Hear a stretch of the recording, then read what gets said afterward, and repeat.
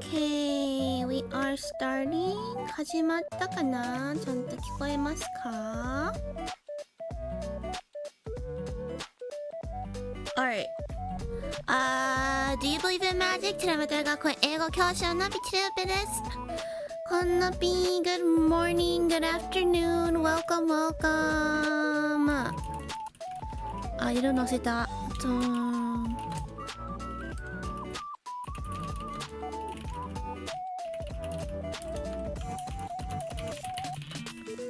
One second. Welcome, welcome. Hello, hello. How is everyone doing? 皆さんご機嫌いかが？ご機嫌いかがってどういうこと？ Oh, is my subs not working? There we go. Is it working now? 動いてる？あ。Okay, okay, okay, okay. よしよしよし。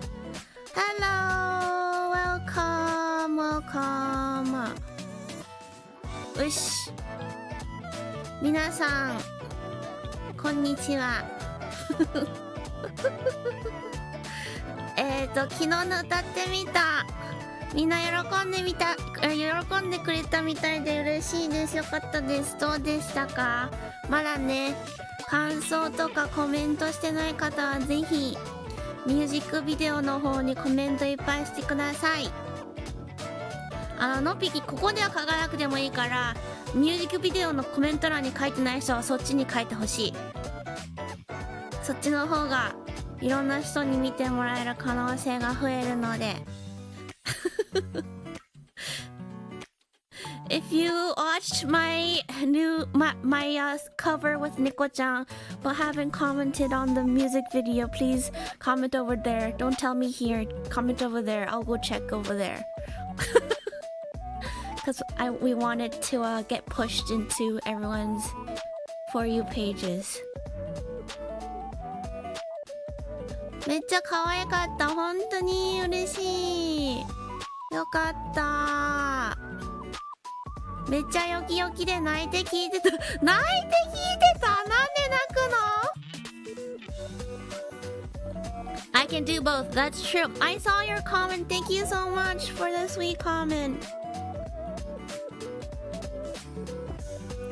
可愛さはずるいレベル。本当に嬉しい。いやー、正直めちゃくちゃ自信なくて。あんまりね、なんだろう、えにちゃんとかおもちちゃんのが良すぎて、すごく自信がなかったんですが、みんなのね、反応見て安心しました。ありがとうございます。まだ見てない方はね、概要欄にもあるし、ピン止めしてるこのコメントのとこにも貼ってあるので、ぜひぜひ見に行ってください。こんなピーン来てくれてありがとうございます。今はね、昨日出たばっかりの初めてのフルの歌ってみた動画の歌ってみたのお話ししてます。フェム・フェタールさんの大至急大出来を歌わせていただきました。ぜひぜひねチェックしてほしいです。久しぶりのリアタイ、久しぶりに来てくれてありがとう。来てくれてありがとう。いやちょっとね、まあそこまでなんか裏話があるっていうかは正直わかんないけど、まあちょっとね話そうかなと思います。猫ちゃんもね結構詳しくなんか面言で面言の絵日記に書くみたいなこと書いてあったから、まあ多分3人の分を書くだろうから、のぴの分だけ、まあのぴの分しかわかんないからの話をちょっとしようかなと思います。I wanna kind of talk about what went on behind the scenes on making this cover. So I'm gonna go back our Discord chat to kind of remind myself. ちょっと2人のね、ディスコードの会話をちょっと遡ってみましょう。これだ。のぴちゃんは初めてなんか、そうだよ、あれは初めての、まあ一人でのはねまだ出したことないけど、一応一曲を丸々やるっていうのはまあ一応ね猫ちゃんとやったから半分だけども、一曲分の長さの歌ってみたに参加したのは初めてです。こんばんは。 Welcome. I see you guys on Twitch as well. Welcome. ここにも貼るか。よかったらね。I just released my first song cover last night. Please do check it out. My first song cover.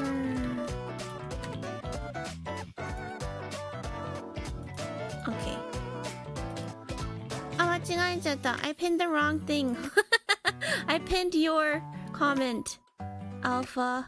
Okay.There we go. Okay. なので、経緯はね、まあ、猫ちゃんが3人と1対1でのね、デュエット歌ってみたをしたいっていうのを聞いて、で、猫ちゃんがのぴに来た時も、のぴちゃん、のぴちゃん歌苦手だから全然無理しなくていいんですよって言ってくれて、でものぴもやっぱこういう機会がないとなかなか出さないから、でまあ一人でやるより2人でやる方がまだちょっと心強いかなと思って、まだやっぱ一人でもやったことないから、その歌ってみたの動画を作るっていうことすらやったことなかったから、これを機にちょっといろいろ学んで今後やりたいって、自分で一人でやりたいって時にもちょっと練習にもなるかなと思って、いろいろちょっと経験を積ませてもらったんだけど、 So Neko wanted to do a duet song cover with all of us, and she told all of us, but then she was like, Nopi, I know you're not very confident or you're not very comfortable singing, so you don't have to force yourself. But I was like, no, I'll do it because I've never released a song cover before, so I don't even know what goes into the process. So I thought it'd be good, a good experience for me to learn, and also I felt that it won't be as intimidating to do by myself. So yeah, so I'm very grateful for Neko-chan for giving me this opportunity. 猫ちゃんにはね、ありがたいです。感謝です。そう、猫ちゃん優しい。いつもね、猫ちゃんは本当に人の気持ちをすごく第一に考えていろいろやったりしてくれるから、本当にね、いい子。本当にいい子すぎる。もうちょっと自分の気持ちも優先してほしいなって時もあるけどで、曲の選曲ね、これはもうねディスコードでね通話しながら話してたことだから、ちょっとチャットの履歴は残ってないんだけど、 So like how we came to choose this song, it was over a call, so I don't have any chat history to look at, but I think this is how it went. 多分なんだろう、なんか2人で何にしよっかみたいなでなんかのぴはあんまり難しくない曲がいいっていうのを言ったんだよ、まずそれはもう大前提で、あんまり難しくない曲がいいなってで、まあできれば知ってる曲がいいなってね、それの方がそれの方がやっぱやりやすいから。So the only thing I told Nico is that I want to do a song that's not too hard to sing, and also something that I'm kind of familiar with, so it won't be too hard for me to like get practicing. で、なんか猫ちゃんはなんかのぴちゃんの声的にはなんか可愛い感じの方が合うと思うからとかって言って、で可愛い曲を探してて、でなんで他になんかいろいろ候補あったかな、意外と逆にねそんな候補なかったかもしれない。なんだろう、ちょっと待って、候補あったかな。 I don't think there are many other like choices that we were deciding between. I think it was like a pretty fast selection. 結構早く決まった気がするな。他になんかあったかな、覚えてないな。この曲早くて難しい。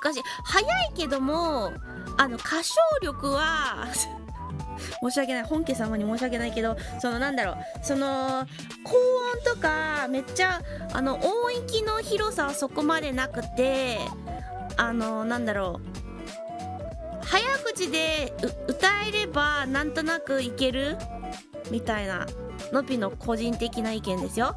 これはのぴの個人的な意見ですよ。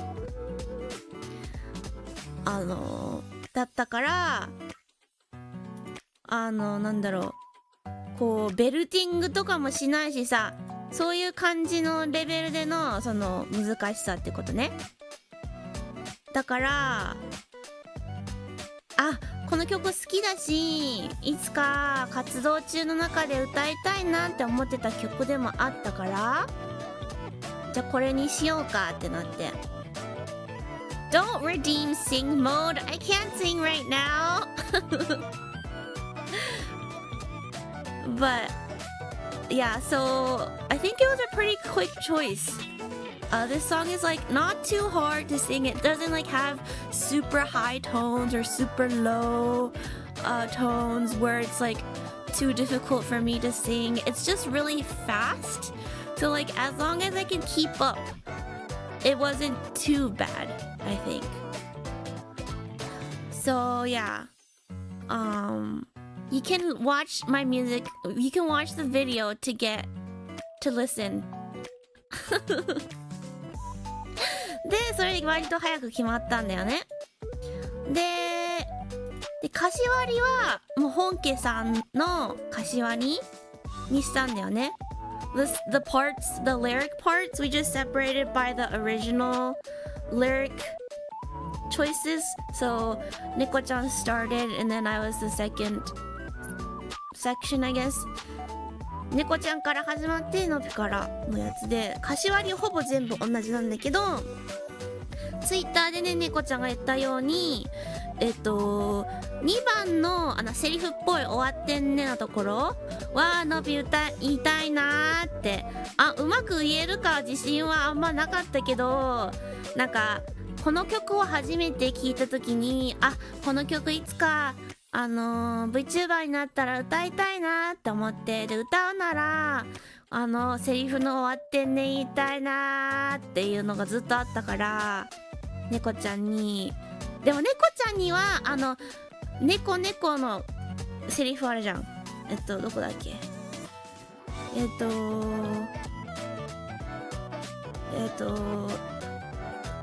恋の猫コネクトみたいなセリフあるじゃん。あれはやっぱ猫ちゃんに歌ってほしいと思ったし、子猫のみんなもそこ猫ちゃんが歌わなかったらはってなると思うからそこが猫ちゃん歌えるようにするってことは、やっぱり柏割りは1番目は猫ちゃんじゃなきゃダメなわけよ。でもこれの猫のところにそのセリフの終わってねが入ってるから、うわどうしようって思って猫ちゃんに相談したら、じゃあそこの1行分ずつだけ入れ替えようって言ってくれてなりました。わかこんにちは、元気ですよ。今ね昨日の夜出たばっかりの歌ってみたの感想してます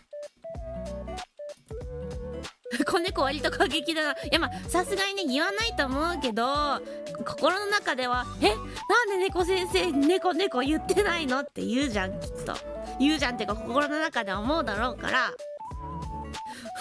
あとまあのぴも客観視してみて、猫なんで猫ちゃんが猫言ってないんだ、猫なのにみたいなと思うから、絶対に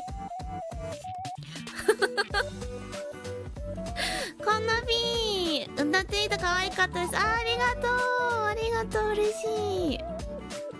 そんなこと思いませんよ。思うってのぴが思うからのぴが思うってことは絶対思う人いるからSo I wanted Nico to sing the part where we sing, or where she sings the Neko part, because she's Neko.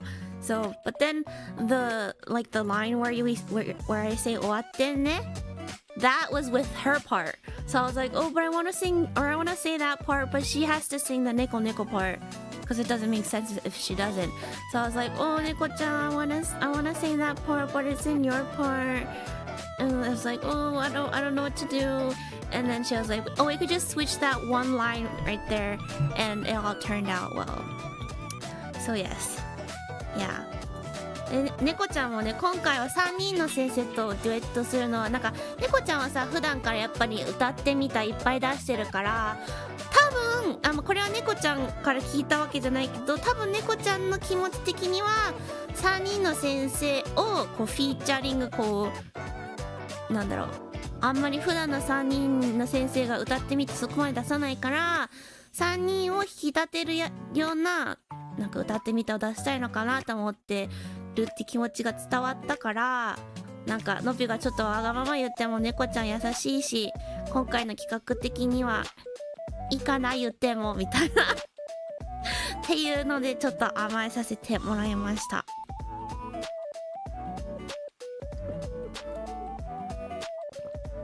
お水飲みました。はい。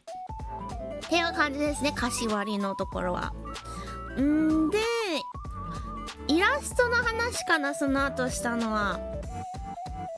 イラストの話したのが、まあ、本家さんのその可愛いブリブリな可愛いのね感じの雰囲気はやっぱり残さなきゃダメだよねっていうので、他のね活動者さんがやってる歌ってみたをちょっと参考にして、じゃあ天使なんていうの、天使界隈系っていうのにしようってなったんだよね。でやっぱ天使界隈系って言ったらピンクとか青とか、なんなら青が多いと思う、水色が多いと思うんだよ。で水色に青色って言ったらやっぱピンクと青が多くねってなったから、でピンクと青で、担当色はまあ猫ちゃんの担当カラー紫じゃん。紫ピンクも青もどっちも青けど、多分ピンクの方がバランス的に、あとのぴのオレンジはピンクもいいけど、いや違うな、なんだっけな、確か紫の方がピンクにバランスいいからピンクがいいなと思ったから猫ちゃんピンクにして、でのぴオレンジだから、オレンジと青もそんな悪くないからまあいいかっていうので青になったんだよね。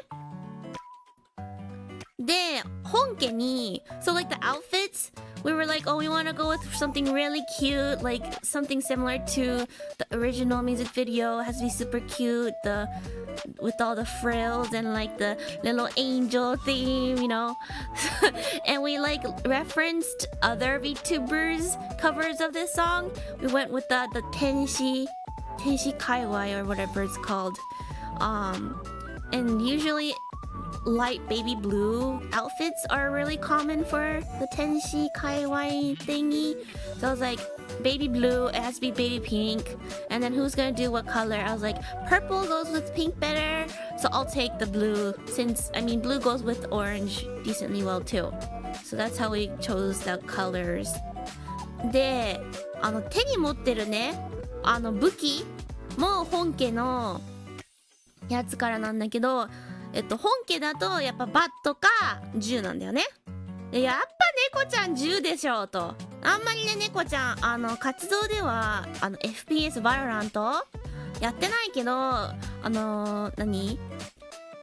自分のプライベートの時間ではよくやってるってやっぱり言ってるし、あと好きだから普通に本当に純粋に。だからやっぱ猫ちゃんは銃でしょと。10じゃなかったら逆にまたそこもはってなるからやば猫ちゃん10だからイコールのピはバットにして、でバットにチューリップくんをちょっと巻きつけてもらいました。はい。So for the weapon choices, the original music video, they're holding a gun and a bat. And Nico, she doesn't play Valorant, on her channel, but she really likes Valorant, and she plays on her own time a lot. So she genuinely likes FPS games, or maybe it's just Valorant. But I had to have her hold the gun, and then so I had the bat, and I just wrapped Churipukun around the bat, so it turned out all good, I think. そこやっぱね、やっぱ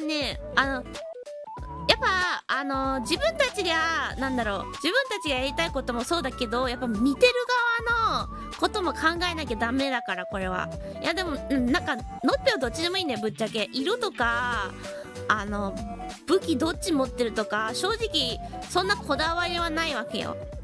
だけど見てる視点からやっぱこれはこうでしょっていう絶対あるわけだから、やっぱこだわりは別にないけど決めるんだったらこうでしょみたいなのがあったから。こんなピです、こんなピ。はいっていう感じですね。んであとはなんだっけなあ、これはのぴの個人的なあれだけど、衣装の髪の毛の頭のさ、猫ちゃんはまあ猫だけど、猫耳だけど、のぴも頭のなんていうのあれ、 What's that little head thingy? The headdress thing. 頭のヘッドドレスみたいなやつあるじゃん。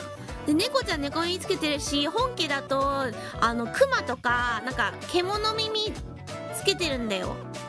Like even in the music video, the original music video, they're wearing like animal ears. And Nico, obviously, she has cat ears. So I was like, oh, what should I do? Right? But first, I had to decide my hairstyle. 最初はね、髪型決めたんだよ、のぴは。のぴの普段のこの一つの片一本三つ編みでもよかったんだけど、やっぱせっかくなら違うのちょっとやりたいなと思って、こんなピなんだろう、通常衣装じゃない時はできるだけいろんな姿ののぴをみんなに見せれた方が楽しいかなって基本的に思ってるから、できるだけ普段とはちょっと、普段とそこまで変わんないけどもちょっと違うみたいなをできるようにしてるんだけど、でなんか天使界隈でみんな髪型を見たわけよ。なんかボブが多いんだよね。ボブとか、あとツインテールとかハーフツインとかいろいろあるのね。Like in the Tenshi Kaiwai, the Tenshi outfit thingy, they always have like short bobs or whatever. But like whenever I have like art of me made that's not that's different, that's not like my regular outfit. I try to make things like a little bit different, but still like recognizable that it's not too different. So I was looking at like what all the girls do for their hair, but it was always like a short bob or twin pigtails or half pigtails and things like that. And I was like, oh my god, what do I do? でなんかボブだとちょっと変わりすぎるし、ツインテールは猫ちゃんやってるし、でハーフツインもなんかちょっとなんかこのヘッドドレスには合わないなと思って、ヘッドドレスに合わないんだよ、ヘッドドレスに。So I was like different like a alt nope, yeah. そう。I also had to like think about the balance between the headdress, but because you can't just do any kind of hairstyle with that headdress, right? Especially like the half twin. If it's the half twin. はじめまして、初見です。スモーさんの配信、のぴさんのこと知りました。英語めっちゃうまいです。チャンネル登録と高評価 X フォローしまただなも。ありがとうございます。スモカスの方ですね。来てくれてありがとうございます。ありがとうございます。ぜひね、ゆっくりしてってください。今日はね、先週ぐらいからいろんなことがドタバタでいっぱい起きたので、ちょっとまとめての感想配信を撮っております。後半にはね、迷惑さんとのコラボのね、感想もしたいと思っているので、ぜひ。ありがとうございます。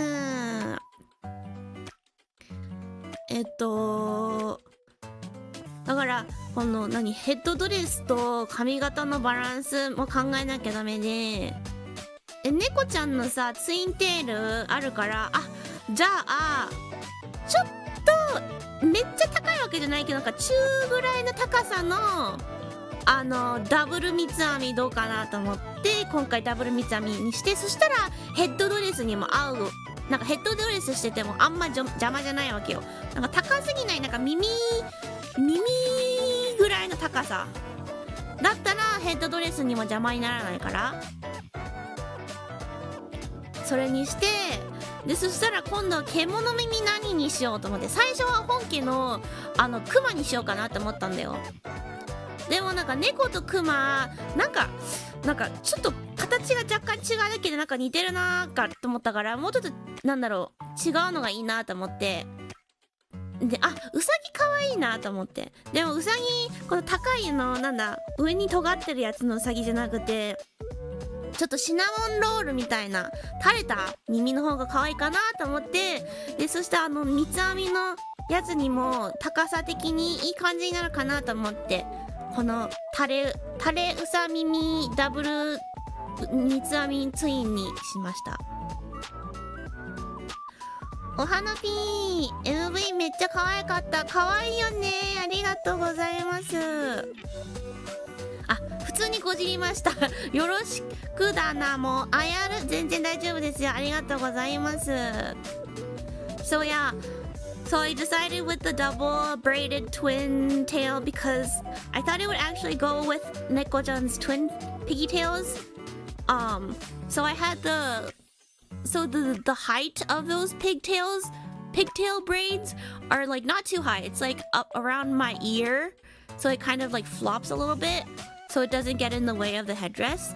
And then for the animal ears, I was like, oh, maybe I should go with like bear ears, like the original music video. But then I was like, oh, but bear ears and cat ears, they kind of look similar. So I wanted to do something different. I was like, oh, bunnies are cute, but like the bunnies' ears that like stick up might be too much. So I went with the floppy like ears that look like cinnamon roll. And I am very satisfied with the result. かわいいよね。っていう感じですね。髪の毛とうさ耳のチョイスの理由は。そう、ピューロランドとかで売ってるシナモンロールのさ、カチューシャをすごい参考にさせてもらった。イラストレーターさんに、こういうカチューシャ、こういう耳にしてくださいって時にシナモンロールのカチューシャの写真を送った。めっちゃイメージがそれに合ってたから。ちょっと垂れててるけど耳の先がちょっと上がってる。若干わかるかな。若干上がってるの。なんかペタンって落ちてるんじゃなくて、ちょっと上がってる。最後の方、下の方だけ。そこシナモンロールのカチューシャとかもそんな感じだったから。シナモンロール、そうサンリオの。行ったことないけどピューロランドよくさ、なんか可愛い地雷系女子がさつけてる。そうって感じです。こんなび今歌ってみたのね、お話ししてます。そう、外跳ねしてる方がちょっとなんかのぴー、なんかちょっと躍動感あってのぴっぽいかなと思って。のぴっぽいっていうかのぴの性格にちょっとよるかなと思ってあとはで、衣装はなんかいろいろね参考画像探して、ちょっとなんかジャージ風がいいねってなって、ジャージにめっちゃフリフリがいっぱいついてる感じで、あとなんか若干エプロン、なんかチビエプロン、なんか天使界隈だとさ、なんかエプロンなんだろうけど、なんか全然エプロンの役割を果たしてないちっちゃいエプロンつけてるから、それをつけてもらって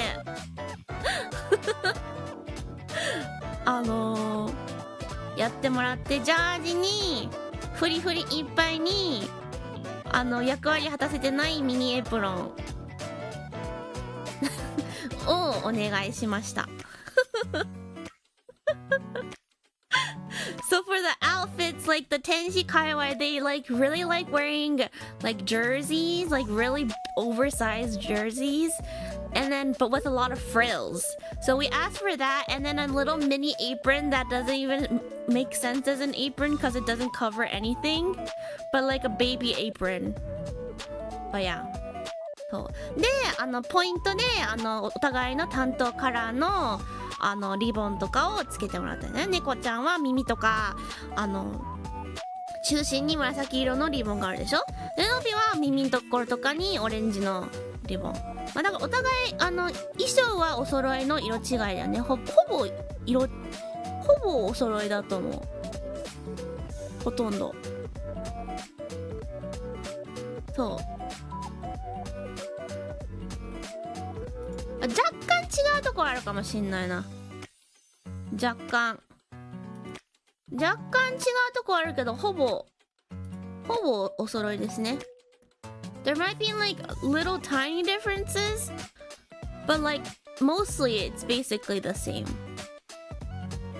そう、ジャージメイドスタイル。そう、ジャージメイドスタイルです。そう。なんかね、イラストレーターさん、さざなみ先生なんだけど、えにちゃんのはどうなんだろう、違うかもな。もちちゃんとのぴの MV は同じイラストレーターさんで、実はこのイラストレーターさんはのぴがその新しいヘッダーのイラスト描いてもらったじゃん。あれとイラストレーターさんと同じイラストレーターさんなんだけど、なんかもしかしたら今回の MV のこの天使ジャージスタイルの洋服、猫ちゃんとのびの衣装画像をなんか X に投稿したいかもっていうのを聞いてたから、もしかしたら近いうちに投稿されるかもしれませんので、それね、投稿されたらリツイートする予定だけど、ぜひね X さざなみ先生の X ツイッターフォローしてください。とっても可愛いねイラストをいっぱい描くので。のびが見つけたんですよ、さざなみ先生。可愛いなと思ってのびが見つけたんです。Yeah, I think the illustrator, she said, or they, I don't know if they go by she or he, they said that they might post like a reference image of our outfits later, so stay tuned for that. Yeah, they actually were the ones that drew my header art. If you noticed the art style, I think you can kind of tell from the eyes. Yeah, And I found them. I was the one who found them. I found them and now we have been working with them a lot for a lot of things. 衣装公開してほしい。今回の衣装どうなってるか半分妄想しながら変えたので、多分投稿されると思う。いつかはちょっとわかんないけど、いつかされると思うので、はい。感じですね。あとはなんだろう。あとはまあなんか表情差分とかもね。ちょっといろいろ MV だといっぱい動いてるから分かりにくいかもしれないけど、のびはこの下ペロ今映ってたのと口開けてるパーっていう普通のね笑顔とで終わってんねの時とかに毎回使われてる今出たのちょっとムスッとしてる顔の3パターンかな。で猫ちゃんもこれあっかんべーの表情とニコってしてる表情とでもう一つがどんな表情だっけ。これ今ニコっとしてる表情でしょ。でもう一個はなんかもう一個普通のちょっと無表情か無表情顔の3パターンを書いていただきました。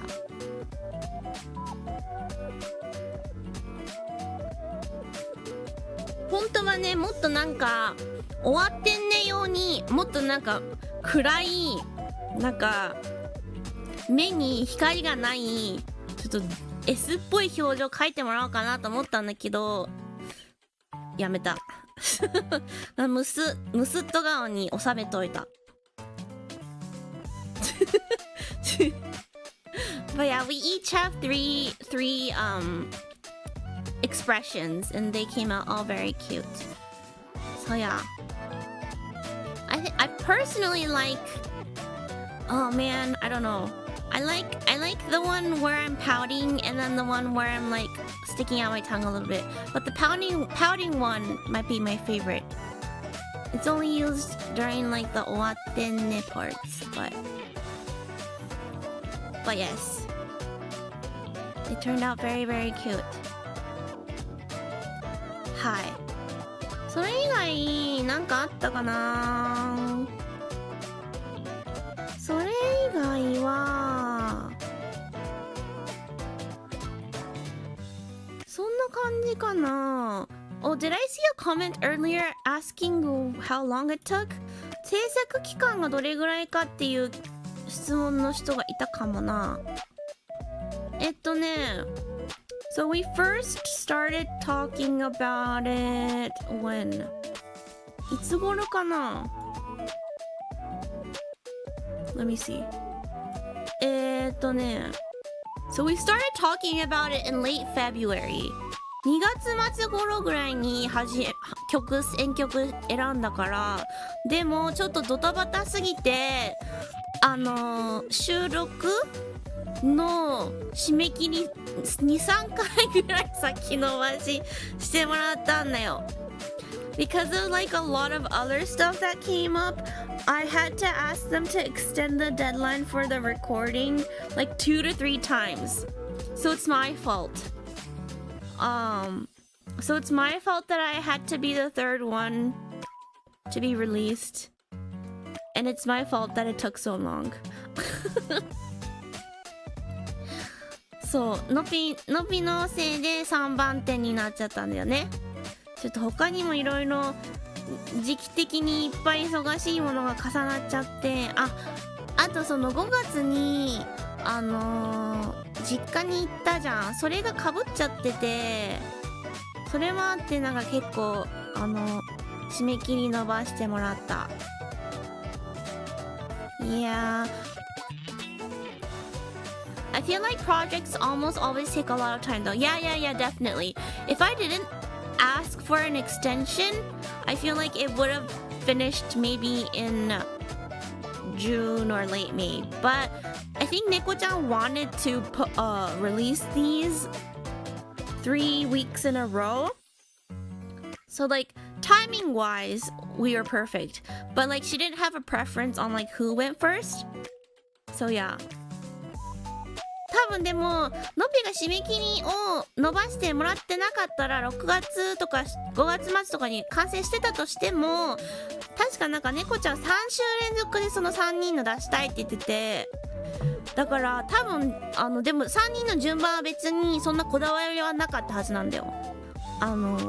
でまあのびのはもう絶対に最後だったから状況的に他の2人のはもうできちゃってたから、多分できてた順番になっちゃったんだけど、そこまでこだわりはなかったはず。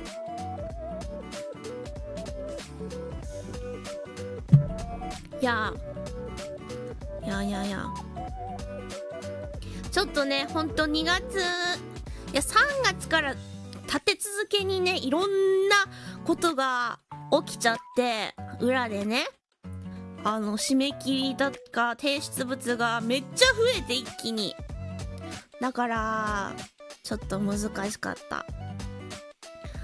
のびわかん、すごいお名前だな。なんとかにおむつを変えてもらえるおむつ丸おむつさん、すごいな、すごい名前だ、おむつワーカムワーカム、来てくれてありがとうございます。こんのびだからこんな感じかな。でも大体で歌のところか、もうさ、本当はね、のびねちゃんと練習しようと思ってたんだよでもぶっちゃけ練習期間すっげえ短くてさLike I was gonna practice this song, but I wasn't able to as much as I wanted to, because of a lot of different reasons. But also because I was just like I was just not motivated to practice because I was like kind of worried about the whole thing, right? So if I like actually total out the days I practiced, it probably was like, oh man, maybe I shouldn't say this. It wasn't very long. It wasn't very long. Good morning. おはようございます。こち亀見たことないです。なんか1話とかをちょっと見たことあるかもしんないけど、あんま見たことないです。上手だった？まあミックスもねしてもらってるからさ。It's not first try. It's definitely not first try. But it was not very long either. なんだろう。Oh, hydrate? Okay, I will hydrate. なんだろう。やっぱりさ、ちょっと楽しみだったけども心配だった気持ちの方がでかくて、だからあんまりなんだろう、練習するモチベーションもあんまり出なかったんだよね。忙しかったっていうのもあるんだけど、なんか忙しかったから、忙しいしめっちゃ心配で不安で、ね、なかなか練習のために時間を割く、ちゃんと練習をする時間を空けるのがなかなかできなくて、時間の管理が下手すぎて、だから思ってたほど練習できなかったんだけど、幸いこの曲ちゃんと知ってて好きで、初めて知った時にもすごいハマったんだよ、この曲。その当時めっちゃ歌ってたから、それがなかったらいけてなかった。その時の経験があったからまだ良かったけど、あれがなかったらちょっともうやばかったかも。あとミックス師の方がね、より綺麗に聞こえるようにね編集してくれたので。Yeah, so I realized when I first found this song, I like really liked it. So I would like listen to it on repeat, and I would even like sing it a lot. So technically I've practiced it in the past. So if I didn't have that experience, I think I would have been fucked. Yeah, I would have been fucked. But also, the mixer also, made it sound better than it actually was and all that. So yeah. But yeah, all in all, I think it turned out not that bad. Like, I wish I had the singing skills to be able to make it sound better, but right now I think this is my limit. This is like the best I could do as of right now. Unfortunately. So like personally, I'm not like 100% satisfied, only because of my singing skills just don't meet my expectations. But that's nothing I can really do because I just need to practice and need time. But yeah. 知ってる曲だったら知ってた。この曲がさ、一時期 TikTok とかですごい流行ってた時期あるくない？何年前だろう？ How old is this song? この曲どんぐらいの前に出たんだろう？大至急大好きはいつ出た曲だ？2022年か。3月2022年 March 2022 So バズった頃っていつ頃だろうね。でもバズったのは多分その年ぐらいじゃない？そのぐらいの時に初めて知ったんだよね、多分。Yeah, so I think I must have learned about this song in that year. 将来ボイストレーニングをしたいですか？一応今やってるけど It's only once a month。今言ってるけど1ヶ月に1回程度しかしてないから、まあ、ぶっちゃけ1ヶ月に1回って天才じゃなかったらあんまり上達しないよな。時間がでもねなかなか取れなくて。Yeah, I go once a month, but honestly, like unless you're a freaking singing genius, I don't know if once a month would really do much. But I also don't have the time to do more than once a month right now. Like improving my singing is like unfortunately not my priority right now. So like if it's Neko-chan, I think it's one of her top priorities, but for me it's not. So yeah. もうちょっとね歌を上手くなるっていうのがこう活動に対してのぴの中での優先順位がもっと上がればもっとやりたいと思うんだけど、まあ、残念ながらっていう言い方も変だけど残念ながら歌唱力を上げることはのぴの活動にあたって優先順位はかなり低いので他にやりたいこととか優先したいことがもっとあるから、猫ちゃんとかはね多分結構上の方だと思うけど優先順位は。You can sing on stream? I can, but I don't know. I feel like I do better with non-singing streams. I don't know, but I do occasionally do singing streams, especially during the holidays, cause it's the holidays. So when it gets closer to the holidays, you'll see me doing a couple singing streams.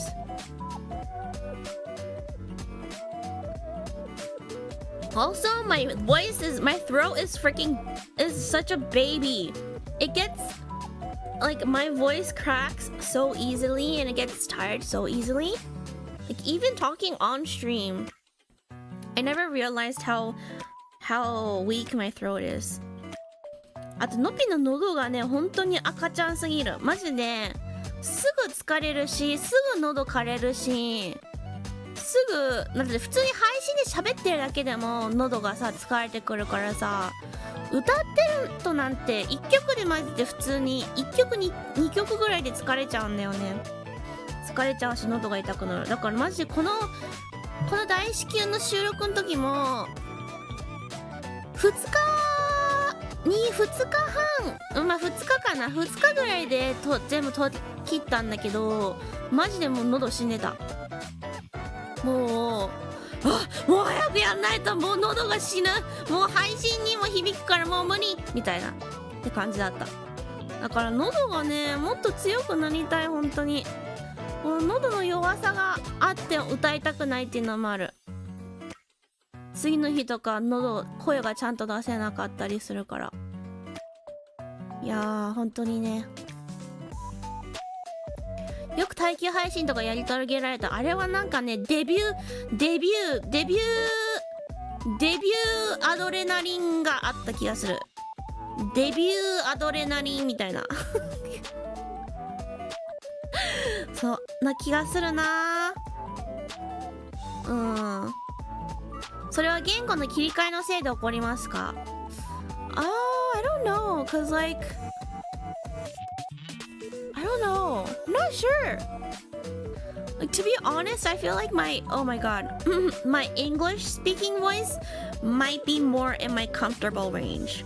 Cause, it's a little bit like not super deep, but like a little bit deeper, right? But, like, I think it's just talking for a long time. Even when I'm talking in English for a long time, my throat gets really tired easily. So, yeah, I don't know.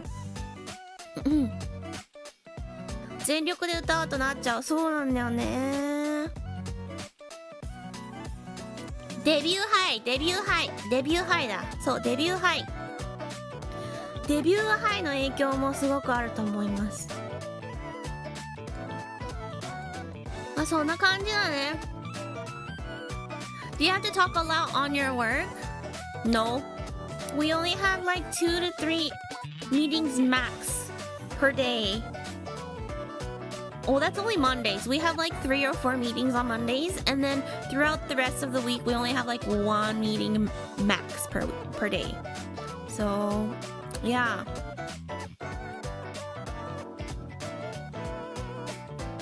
ちょっと今日喉の調子があといっぱい笑っちゃうと喉がすぐ疲れる。なんでだろうもうわかんないけど、まあそんな感じかな。歌ってみたな感じで、なんか話してなさそうなことあるかな、みんなが気になることで。Are there any other stuff about the cover that I might have missed that you guys might want to know about? I think I covered everything.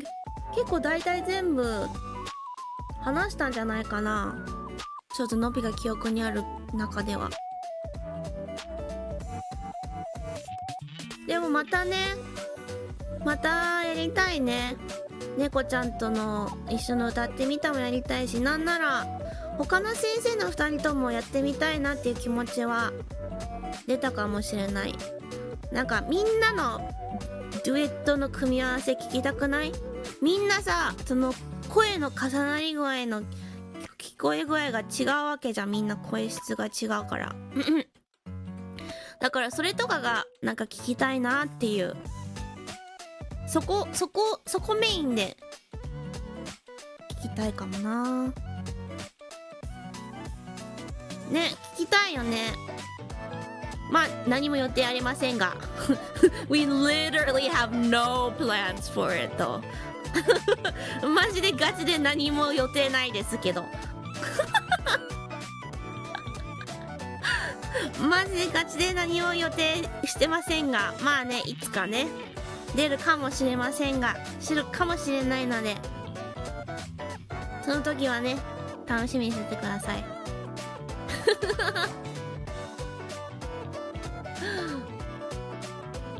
はい。カルテット歌見たとかないかな。カルテットってことは4人ってことか。あー、なるほどね。どうだろうね。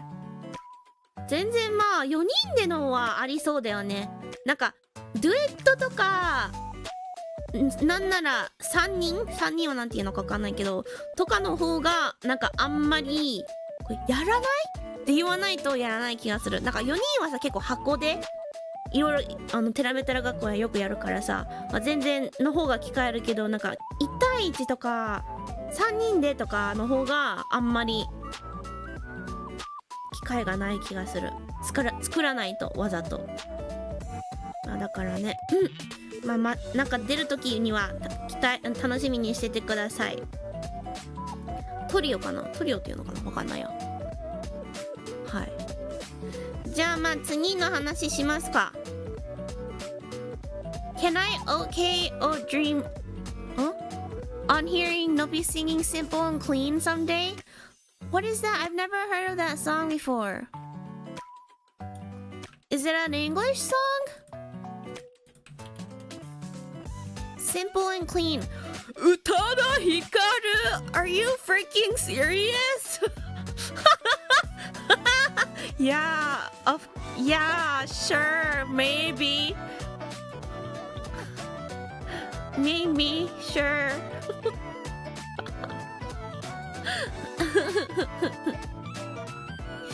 You guys can dream all you want. まあね、やってほしいなってことはね、好きなだけ書いてもらって良いですが、できるかできないかはわからないので、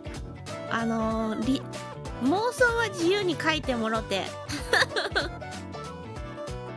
Can you change my diaper? Oh, no, thank you.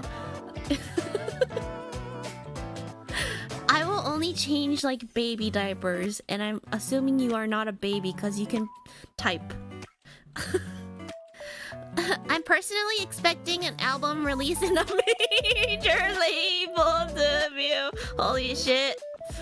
Well, you can dream about it. You can dream about it. そう、言うのはただですからね。言うのはただですから。はい。みんなが、みんなこういうのが欲しいんだっていい参考になるから。いい参考になるから。うん。参考になるから。うん。誰々に何々やってほしいなっていうのはね、いつでもウェルカムです。とっても参考になるから。参考になるだけ。うん。はい。なのでね。すごくいい参考になるのでね、全然ウェルカムですが、はい。No PM のコラボ。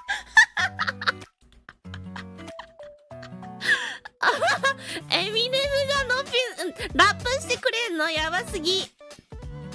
やばすぎ。Yes, I love it. That'd be epic. Yes, I will do my best so I can one day collab with Eminem. いつかね、エミネムさんとコラボできるようにね、頑張ります。はい。はい、ということで、じゃあ次のね、話題に行きましょうか。次のお話ししましょうか、じゃあね。次は、ドン。ショート見てくれた方は知ってると思いますが、おとといね、ロサンゼルスドジャーススタジアムで行われたホロライブナイトのコラボに行ってきたよっていうね、プチレポをしようかなと思います。はい。プチレポをしようかなと思います。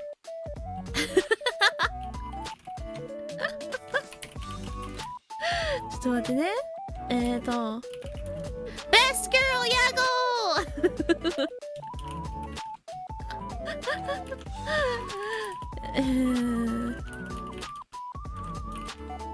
なんで日本語タイプできないの？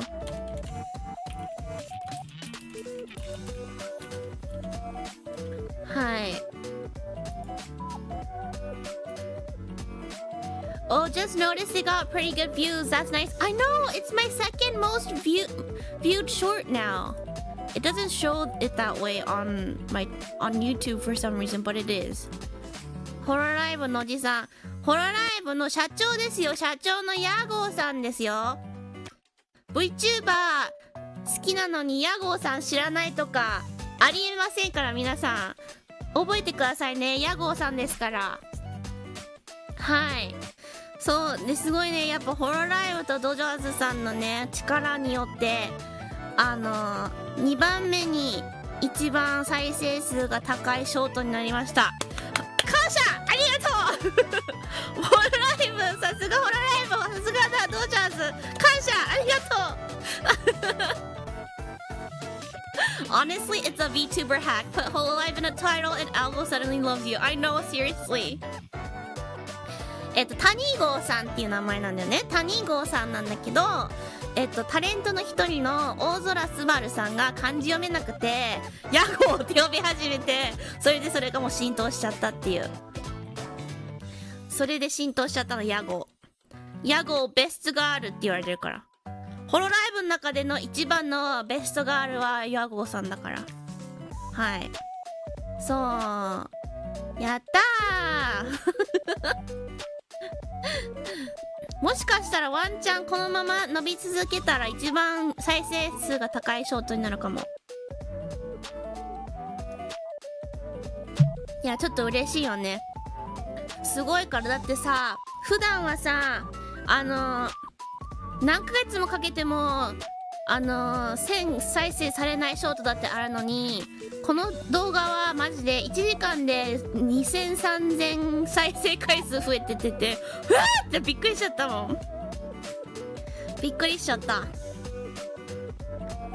いや本当にホロライブとドジャースの力やばすぎい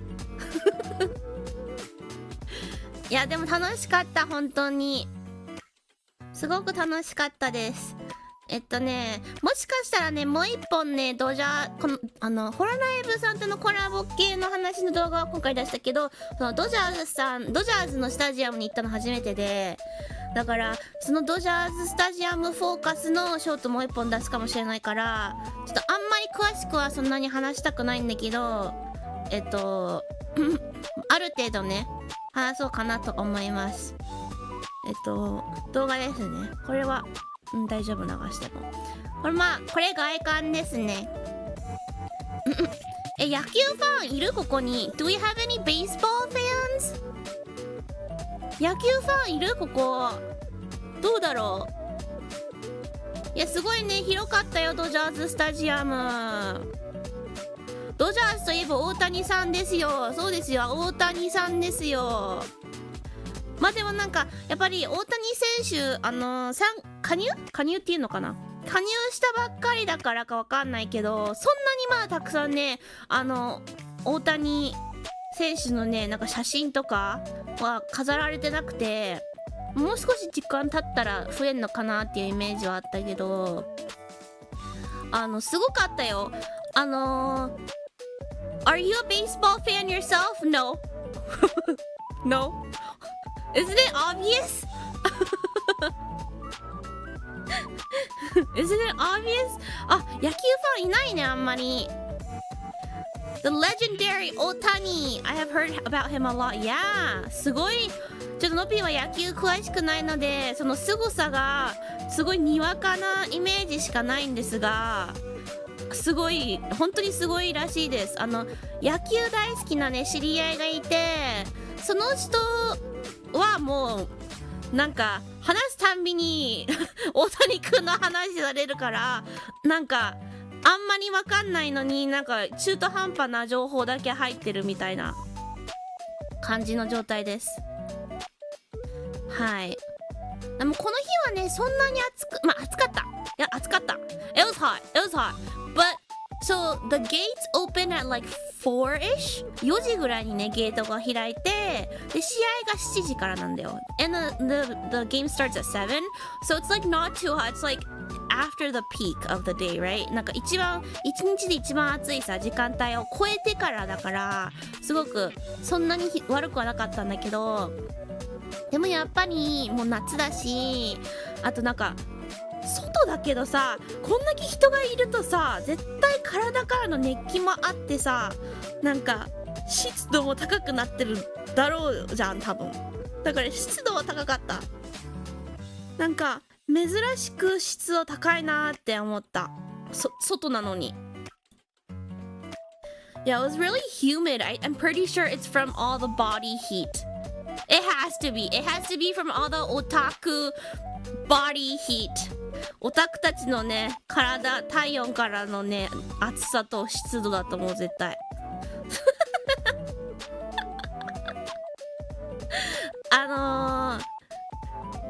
この時になんだ、ロサンゼルスですごく有名なアニメイベントもやってる週末で、その週末にわざとね合わせてこのイベントやったと思うんだけど、もうそのイベントのためにもう世界中からいろんなねアニメとかオタクやらのファンが集まるイベントだから、なおさらその週にこのホロライブイベントやったらさ来やすいじゃん。だからすごい本当にね、いろんな州からの人とかが来てたり、海外からも来てたりで、全然そのホロライブ知らないよ、ホロライブ何って言ってる日本人の観光客もいっぱいいた。だからすごい面白かったよ。なんか、マジで列長かったの。See here, I'll show you guys a map. マップがあるからちょっと見せてあげる。ちょっとマップ借りますね、どっかから。I'm gonna borrow a map from somewhere of the Dodgers Stadium. お、でかい。これドジャーズスタジアムのね、マップなんだよ。あ、待って。大きい、すごく大きな立派なスタジアムです。とっても大きくて立派なスタジアムですよね。わかるよね。大きく、ちょっとちっちゃいから大きくするね。So this was the stadium. で、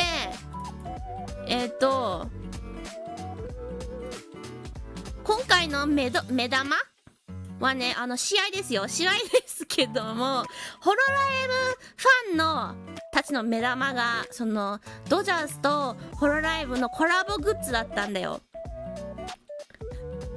ホロライブとのグッズだったの。The merch was what everybody was like really here for, the whole life people, right? で、そのグッズの、どこだ？ちょっと待って。あった。グッズの販売してるテントが1個あったのね。申し訳ないけど、ちょっと1個しかないのは本当ありえないと思った。ちょっとホロライブの、凄さを皆さん舐めてましたね。テントがここにあったわね。ここ。で、のっぴは、ちょっと遅く行っちゃったんですね。5時、何時ぐらいに着いたんだろう。5時とかに着いたのかな。だから全然ゲートが開いたのが4時とかだから、全然開いてから1時間経っちゃったんだよ。そう、一つだけだったの、テントが。で、かなり遅れて行っちゃって、もう5時だから。I got there at like 5 even though the gates open at 4 because I was, I couldn't do my schedule properly. But anyways, there was already a massive long line. もうね、長い列があったの。いや、待って、これ描きたいな、絵。ちょっと絵描きたい、字を描きたい。ちょっと、どうやってやろう。Oh, let me actually put it on Canva. ちょっと Canva に入れよう。ちょっと待ってね。ちょっと待って。あ、Canva じゃなくて、Canva にしようか。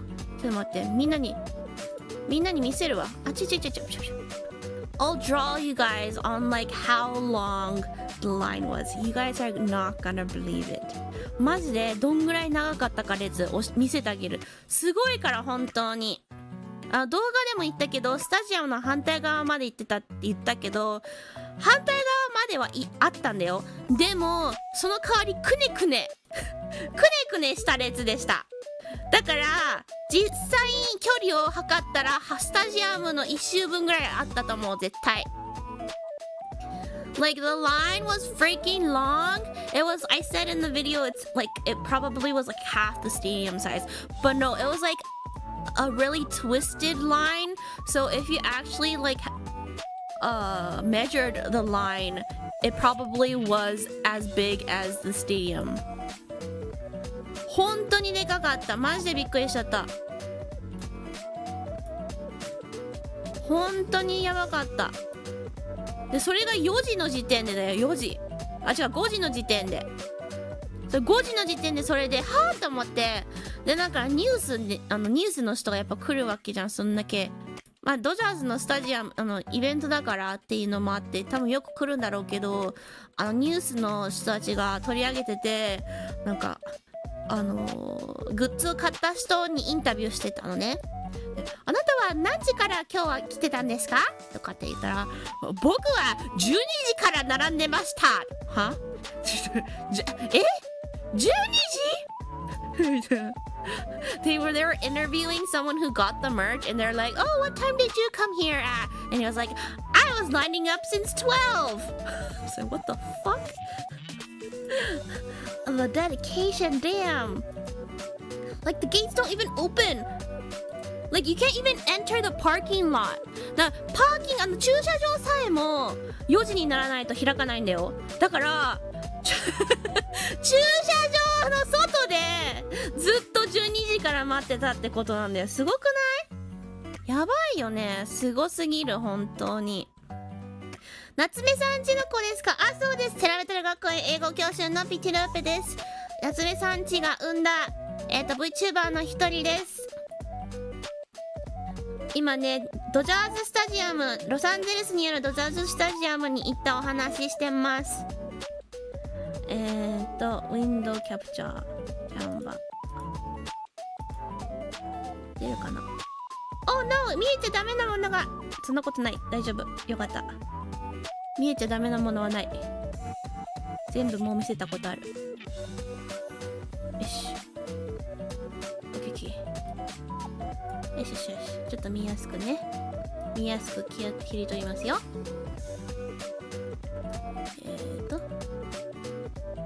もうちょっとね、こんな感じね。見えちゃダメなものはなかった。全部見せたことある。OK。よし、書きます。I'm gonna draw, OK？ 何色で書こうかな。黄色とかが見やすいかな。いや、黄色にするから。ちょっと黄色微妙に見えにくそうだな。ちょっとこの、すごいネオンカラーの緑にするか。見えるね。OK。そう。じゃあホロライブだから水色にしよう。ホロライブのそのグッズの場所がここだったじゃん。ここにホロライブのテントが1個ありました。でノピが着いた時にはまず列がここが最初の先頭の人ね。This is where the first people were. They were like right here. And then they were like right here. And then we're like right here. こんな感じで言ってて。ぐるーって、見えてる？ちゃんと。見えてる？いや。そしたら、ぐーっと。で、ここら辺が、動画に出てた、ドジャースのサインがあるところね。This was where the Dodgers sign was in the video that I was showing earlier. でここでここら辺で多分ここの周りじゃないな。ここら辺でここら辺でグーってちょっと消すわ。OK。ちょっと待って。ここら辺でこうグーって言ってでノピはちゃんと写真撮ったんだ。どこだっけ？ I was at section 13 フィールドのセクション13にから始めたの。だからフィールドのセクション13だからここだ。ここでノッピもう緑使っちゃったからオレンジにしようか。ノッピここからスタートしました。I started right here. Okay? でもその後、ノピが並んだと思うよ。並んでた。But then people still came after me. They were like all the way over here. ここらぐーって言って、でもここも、確かここぐーって行くんだけど、ここら辺もまた二重で並んでんの。Like there was another line right here too. So it was freaking long. It was so long.ここら辺もねくねくねしてたしここら辺も実際もっとくねくねしてたマジで。だからよく見たら絶対スタジアムの一周ちょっとするぐらいの長さじゃない？もしかしたらマジでやばかった。 It was so bad. The line was so bad. んでなんかどこら辺かなノピが So okay, so I went there to film content, right? So I couldn't just be lining up there the entire time. ノピはもちろんグッズも欲しいけどもグッズのためだけじゃなくてその撮影、そのチャンネル用の動画のための撮影のためにも行ったわけよ。だからずっと並んでるわけにはいかないじゃん。だからうわーどうしよう、これ絶対無理やと思って。でだからちょっと並んでる時に優しそうなホロライブファンを探して、優しそうな人いないかなとかと思って、で目の前に並んでる人たちがすごくフレンドリーそうな方だったのね。2人男の人だったんだけど、ちなみにのぴ一人で行きました。 I went there by myself, by the way, so I was all alone. Okay, so I was looking for some friendly Hololive fans that I could talk to, and the two guys in front of me seemed very friendly. Okay,だから最初でちょっと喋ってるわけよ。なんかどこから来たのとか、どれぐらいなんとかなんとかとかで喋ってるのね。We were like talking, right? And I was like, and then they started talking about food, and I was like, oh, that's it. そしたらなんかその2人がご飯の話してて、なんかこんな並んでたらなんか途中で後でお水とか買いに行くかもしれないわみたいなこと言ってたのね。だからそこでのぴがご飯おごるからのぴの場所を取っといてくれんって。I was like, I'll buy you guys food, so can you guys like hold my spot while I like do stuff around the stadium?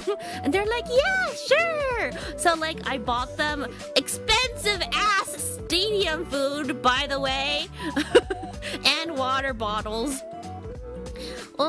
だからマジスタジアムの食べ物マジ高いから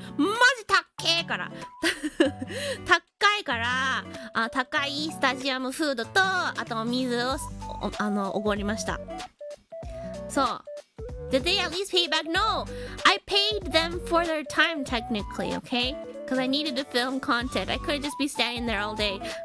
マジ高かったから、多分次の動画で高さについて話すと思うので今話さないけど、マジで高いの。で円安のこと考えたらもっと高いよみんな。やばいから。円安のこと考えたら本当にアホなんじゃないのってくらい高いから。そうだから I bought three food, right? And I'm sorry, it wasn't that good. I'm sorry, man, it wasn't that good. もう正直に言うけどね、値段の価値なかった。あんまり美味しくなかった。まずくはないけど、この値段の価格ではなかった。その値段の価格ではなかった。詳細はね、動画で出すので、ぜひ動画出た時にチェックしてください。いや、まずくはないんですよ。まずくはないけど、その値段の価値ではなかった。普通に食べれる美味しさ。普通に食べれる美味しさだけど、その値段ではない。その値段ではない。申し訳ない。それだけは言う。はい。まあでもね、こういうスタジアムとかイベントとかは大体そんなもんだから分かっていってるんですが、like I know that's how it is for like stadiums and events and stuff, but like if I'm being really honest about like how the food quality and price balance was, but yeah, anyways, こんだけ長かったんですよ。だからすごくね、のぴが試合が終わった頃のぴがいたところ、のぴというかそのスポットをねホールドしてくれてた優しいホローターたちがいたところはどこら辺かな、ここかな。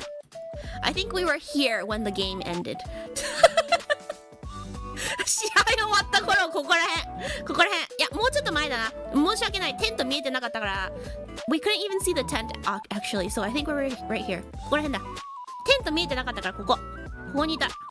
When we ended, 試合が終わった後ここにいました。はい。で試合が終わった後にドローンショーがあったのね。そうショート見ました、ホールライブの。ちなみに私はスイちゃんが好き。星町水星さんですね。今回そのドジャースのイベントにいましたね、3人のうちの1人で。I expected worse, not bad. No, it was bad, okay?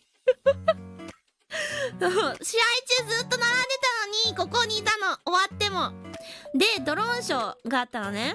Good morning, Noppy from Japan. That sad about stadium food was bad. It wasn't bad. まずくはなかった。ただ値段の価値がなかっただけ。その食べたもの食べたものもあるんだよ。そのみんなもその動画見たらあーって分かってくれるから今言わないけど、食べたものがのぴの好物の一つだったんだよ。だから好物だからなおさらちょっと厳しいのかもしれない。Yeah. But anyways, 何？ドローンショーがあったのね、終わった後に。So there was the drone show after the game. And they were still lined up, right? A lot of people left, honestly, because they gave up. But the line was still going. ドローンショーの間もドローンのショー見たいからっていうのでみんな諦めた人も全然いたんだけど、並んでる人もいっぱいいたんだよ。動画でも載せたけど。で、ドローンショー終わったらもう完全に終わりなわけじゃん。Like after the drone show, like the whole thing is over. Like everybody leaves, right? But the line was still going. ドローンショーの後も全然余裕でみんな並んでて、何時だったっけな。So I went home using their free shuttle.スタジアムから、ロサンゼルスのそのダウンタウンの、駅まで無料のシャトルがあって、そのシャトルに乗ってのぴ帰ったのね。でもそのシャトルの列も超長くてめっちゃ並んだんだけど、それもこんなピー来てくれてありがとうございます。でそのシャトルを並んで待ってた時間が何時だっけな。ちょっと待って、 I'll actually check what time that was. 何時だったかちょっと確認するね。11時、夜の11時です。It was 11 p.m. at night. I was lining up for the shuttle. 11 p.m. at night, okay? And they were still lining up. 11時でもまだ列が並んでました。で、11時何分だっけな、何分に出始めたのかな。確か11時、いや11時半ぐらいかな。11時半、多分12時近くまで並んでたと思う。みんな12時近くになったらみんなもう終了ってなって出てきてた。Like almost close to midnight they started leaving. I don't know if they left because they were out of merch or if they just like cut it off. I don't know which one it was. グッズが売り切れたからか終わったのか、もう時間がもう無理ってなったからいなくなったのか、どっちかわからないんだけど、それぐらいまでずっとみんな並んでた。でそれもさ、それでもね、その列の最後、一番最後がね、のぴが終わったところ、違うな、のぴが終わったところもうちょっと近かったか、ここらへん。So like the people at the end that were lining up until like 11:30 were still here. 11時半ぐらいになっても列の一番最後の人ここら辺だった違う色にするか、違う色にしよう。ここら辺だった悲しすぎるマジで悲しすぎる、本当にかわいそうすぎた。だからもうさ、買えなかった人でさ、ここの赤いところ辺にいた人マジでさ、いや教えの愛が、やっぱ教えの愛って強いな。だって教えの愛がなかったらこんな、もう泣くわ。のぴだったら泣いてるわ。だってマジで。だからのぴは早めにギブアップしちゃった弱いものですが、本当にちょっとかわいそうだった。Yeah, like I would be crying if I was here and I couldn't still get merch. やばかった本当に。だからね、これを機にまたね、今後ドジャーズさんとかとコラボする、もしなんならホラライブさんがさ、アメリカで何かをコラボするっていうの本当に少ない機会なんだけど、でもアメリカにはホロライブのファンいっぱいいるわけよ。だからカバーさん本当にあなたたちのファンのね、力を見くびってしまってたと思う。今回本当に次回はね、もうちょっとテントを増やしてのいやテントを増やした方がいいわ。普通に本当にすごすぎた。多分絶対侮ってたと思う。いけるやろとかと思ってた。ギリいけるだろうみたいな風に思ってたんだと思う。でもみんながすごすぎた。いや、それだけホロライブはすごいってことなんだけどね。本当にすごかった。通販はねないはずです。なかったはず。本当にここでの限定だからなおさら。であとさ、もっと悲しいことがさ、普通にノピがどこら辺だっけな、ノピがいや一回そのだから一回このオレンジらへんで、いやじゃあここのオレンジよりちょっと先らへんで、その前にいるホロライブのファンの優しいお兄ちゃんたちにご飯おごるからちょっと列でスポット取っといてくれないっていう交渉をしたのね。でその間に一回ご飯買いに行って、それも1時間ぐらいかかったんだけどIt took me like an hour to get my food too because the line was so bad. I think it was like an hour actually. I might be over exaggerating. ちょっと待って、もしかしたら大げさに言ってるかもしれない。確認しよう。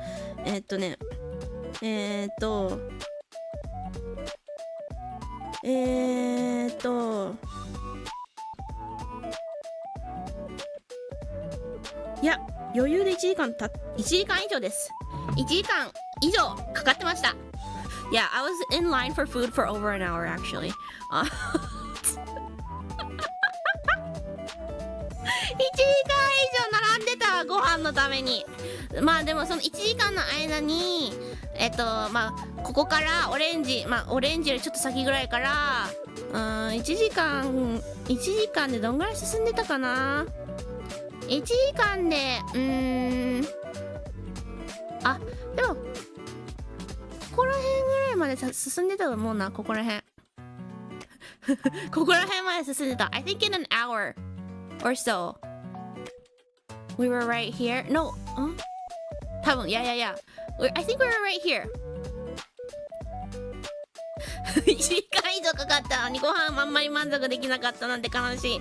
いやまあね、正直そんなに期待はしてない。だってもう値段が高い時点であんまり期待しちゃってたらさ、期待値下がるじゃん大体わかんない、ノピがケチだからかもしんないけど、なんか普通のご飯に普通以上の値段を払うって分かってたらあんまり期待上げずに行く、基本的によくないかなそのメンタルでもここで待って、今日ミーティングあるんだ。何時からだっけ。大丈夫時間。大丈夫 OK we're OK で、何の話をしたんだっけ。そう紫、ここの紫と赤の間のどこら辺かに一回戻ったのよ。スタジアム周りを撮影からちょっとどんな感じかなって。であと申し訳ないからさ、ずっと並ばせといて伸びないみたいなその並ばせてたってわけよりも、その本人たちも自分たちのためにも並んでるからいいんだけど、ちょっと罪悪感がやっぱりあったから、なんか定期的に戻ってたのよ。ちょっと確認しにねそれ確認しに行った時にここら辺でやばい、もうグッズをeBay とかに転売してるやついるっつって、はあマジで転売や、マジでクソ、本当にイラつく。並んでる時点で載せてるってどういうことって。そう次の日ならわかるけど、なんで並んでる Now でみたいな。それもさ、値段もさ、確か T シャツ1枚60ドル、60ドルだから8000円ぐらいかな、円安だと7000円8000円ぐらいだと思うんだけど、それを200ドルぐらいで売ってて、 Oh my lord fuck scalpers って感じだった。本当に最低だった。いやー最悪だった。本当に辛かった。だからさ、もう最後まで粘ってた人、本当にそれ知ってるだろうからさ、その並んでんのにもらえなかった人本当にかわいそうっていうね、ちょっと大変だった感じです。そんな感じですね。はい。それぐらいね、ホロライブの人気がすざましい日本語合ってる使い方っていうことです。はい。本当に皆さん転売しないように。はい。でももちろんね、転売じゃない人もいっぱいいました。買ってすでに、買った直後に着てる人いっぱいいました。買った途端に T シャツ着替えてた人いっぱいいました。まあちょっとね、なんかステータス的な感じにもなってたからさ、並んでる人たちにとったらさ、あいつ買ったんだ、もう来てるみたいな感じで着てる人たちはもうニッコニコのね、顔でね、着てね、スタジアム内を歩いてましたニッコニコで They looked so happy with their t-shirts on. Like, immediately after they bought them, like, a lot of people would just change into the t-shirts. そう買いましたアピールでニッコニコでね、着てたよ。のぴはね、ちょっとね、あんまりそういうのすぐ着れないタイプだから、すげえって思いながら見てたけど。I'm the type where I can't really like wear stuff immediately after I buy it, like especially if it's like something like that. So like I was like, whoa, damn, they're that type of people. そう、すごかった。こんばんは、初見です。初見さんいらっしゃい。テラメテラ学園英語教師のピチルーペです。今はね、先日行ったドジャーズスタジアム、ドジャーズとホロライブのコラボの話してます。今ちょうどね、列がどれだけクソ長くて、グッズが転売されてて最悪とかっていう話してました。はい。でもね、ほんとすごかった。面白かった。あとね、スタジアム、じゃあ、他の動画見せるか。一応他にもありますよ。で、一応ね、これは、ショート出したショートでも出したけど、ペコラちゃんのドローンショー。ドローンショーほんとすごかった。のぴ初めてドローンショー見たんだけど、なんか、ドローンショーどんなんなんだろうとかで思ってたわけよ。フェアリーダーさん、スパチャじゃない、メンギフありがとうございます。ありがとうございます。そうだ、昨日のいただいたメンギフのお礼しよう。忘れる前に。いや、フェアリーダーさん、昨日もありがとうございます。たくさんのね、ほんとありがとうございます。確か、やいやいさんも今来てたかな。やいやいさんもね、たくさんのメンギフありがとうございます。あと、関さんもいるね。関さんも、メンギフありがとうございました。あとは、ちょっと今日名前見てないかもな。オードリー・リンさんもいるかな。ちょっとみんな逃してるから。もう、メンギフいただいてました。ありがとうございます。あと、しげときさんもメンギフいただいてました。ありがとうございました。本当にね、たくさんのメンギフありがとうございます。感謝です。はい。また、セイキンさんありがとうございます。昨日もあんなにいただいたのに本当にありがとうございます。ありがとうございます。当たった皆さんもおめでとうございます。よかったらね、月1にメンバーシップ限定配信してますので、アーカイブあるのでぜひチェックしてください。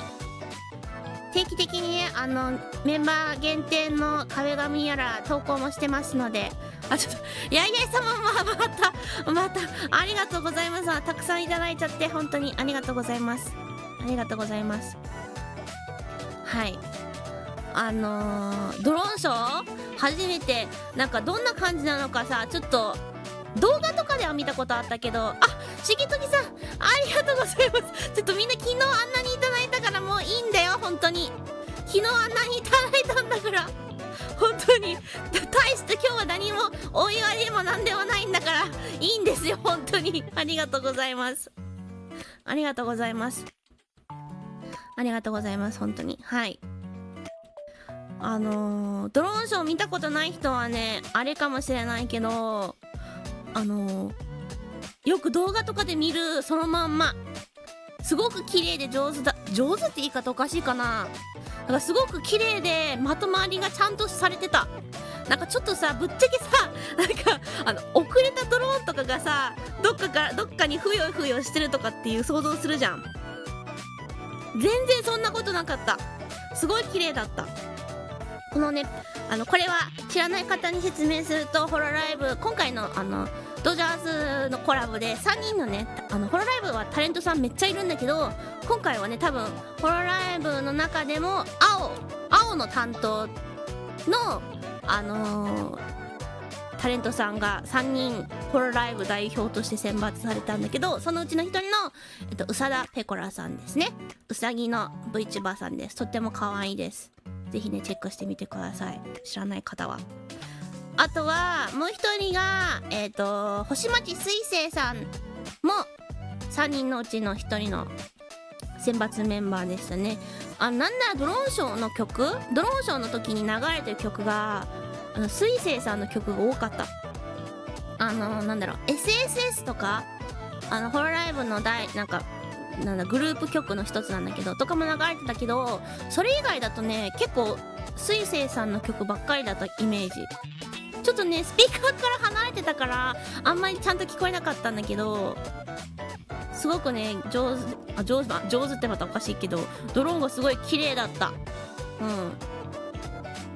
SSS も流れてたよ。SSS 流れた時にうわエモって感じだったよね。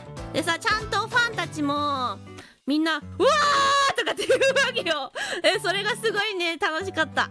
いや普段はさ配信とかアーカイブ見てたらさコメント欄でわーって並べるこう流れるけど、実際のファンたちの声をさちゃんとのぴは行ったことなかったからホロライブのリアルイベントすごいちょっと鳥肌立ったしほっこりしましたソワレも流れてたよ。ソワレも確かね1曲目がステラで、ソワレも確かどっかで流れてた気がする。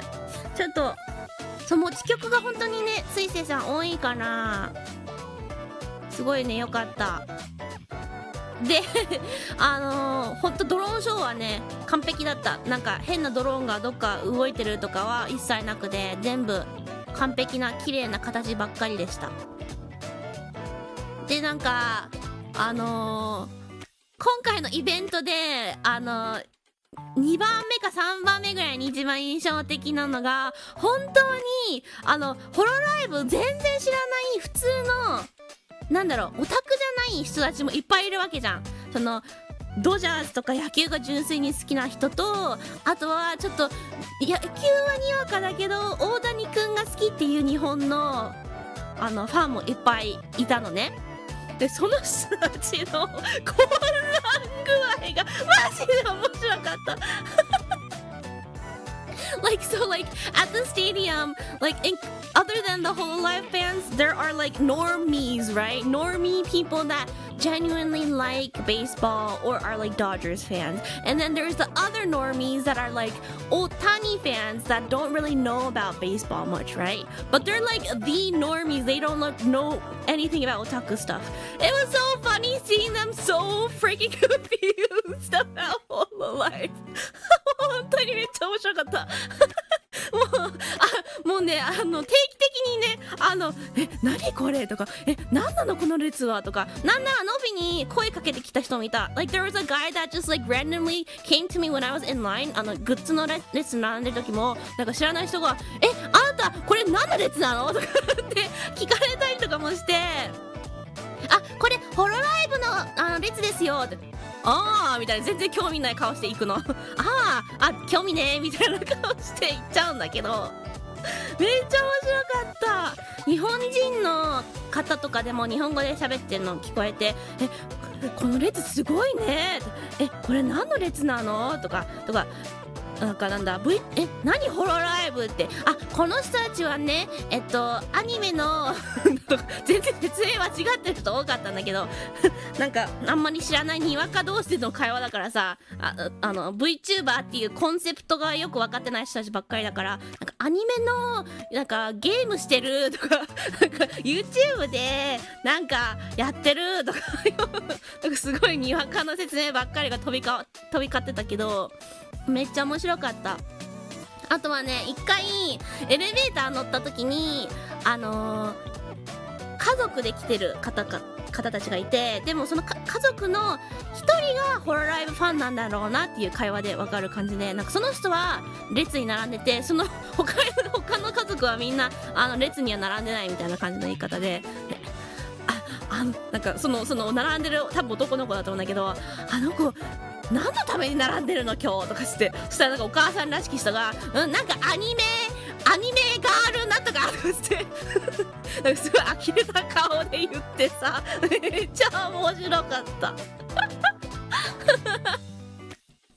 like I got into an elevator and there was like a family that came, right? And like it was obviously like one of their family members are here for the whole life thing, and the rest of them are just like chilling, and they were like, why the fuck is he like lining up for this shit? What is this kind of thing? And the mom was like, yeah, it's for like anime girl thingies. めっちゃ面白かった、本当に。もういやでもね、その自分の家族のね、推し活をすごいサポートしてるいい家族だなって思いました。あ、で最後はね、グラちゃんですね。ガオルグラちゃんはホロライブ EN 英語グループの方のメンバーですね。サメの女の子です。とても可愛い。ちょっとロリな感じで。そうだからその混乱してる人たちが混乱しているのにもかかわらずドローンショーを見ているのが面白かった。だからさ、この動画とかでもわかるけど、ここのここのバルコニーにめっちゃ張り付いて並んでる人、立って見てる人たち、この人たち絶対ホロライブファンじゃないわけよ。ホロライブファンとそうじゃないファンの見分けのつけ方は、だいたいそのドジャースのユニフォーム着てる人たちはホロライブファンじゃないんだよ。この人たちは純粋な野球とかドジャースファンの方々ばっかりなわけよ。でノピはちょっと出遅れちゃったから端っこには立てなかったんだけど、目の前にいっぱいいるわけよ。みんなドローンショーを見てるんだけど、なんかよくわかんないものが映ってるから、なんかちょっとあんまりちゃんと集中せずに見てる感じもすごい伝わって面白かった。そう、やっぱドローンショーってさ珍しいから、まだ珍しさでみんな見たいんだけど、映って出てくるものが何一つわからなくて、みんな混乱してて面白かった。途中でね、誰でもわかるなんか野球のボールの形とか出してきたんだけど、それ以外全部みんなわからないものばっかりすぎて、みんな立ってる人たちなんか、もうちょっと普通のもの出てこないのかな感がすごい伝わってきた。だからね、オタクの人とオタクじゃない人のそのなんだろう、温度差っていうか、その混乱具合がめっちゃ面白かった。これをきっかけに沼る人もいるんだろうな。全然いると思うよ、全然いると思う。なんだろう、今回のホロライブのコラボのおかげでドジャーズが優勝してくれたみたいなね。やっぱ野球スポーツファンって結構そういう願掛けとかそういう運とかそういうの結構結構大事にする人いると思うから、そのね、ホロライブのおかげで勝ったんだ、よし、勝利の女神たちのことのチャンネルを見てみようみたいなね気持ちのファンも絶対いたと思うから、すごいね、いいコラボだったんじゃないかなと思う。サメちゃん知らないとなんで尻尾ついてるんってなるやろうな、ほんとね。いやほんとにまだペコラだったらね、ウサギの女の子でバニーガール可愛いみたいな感じだけど、なんだ尻尾はって感じだよね、きっとね。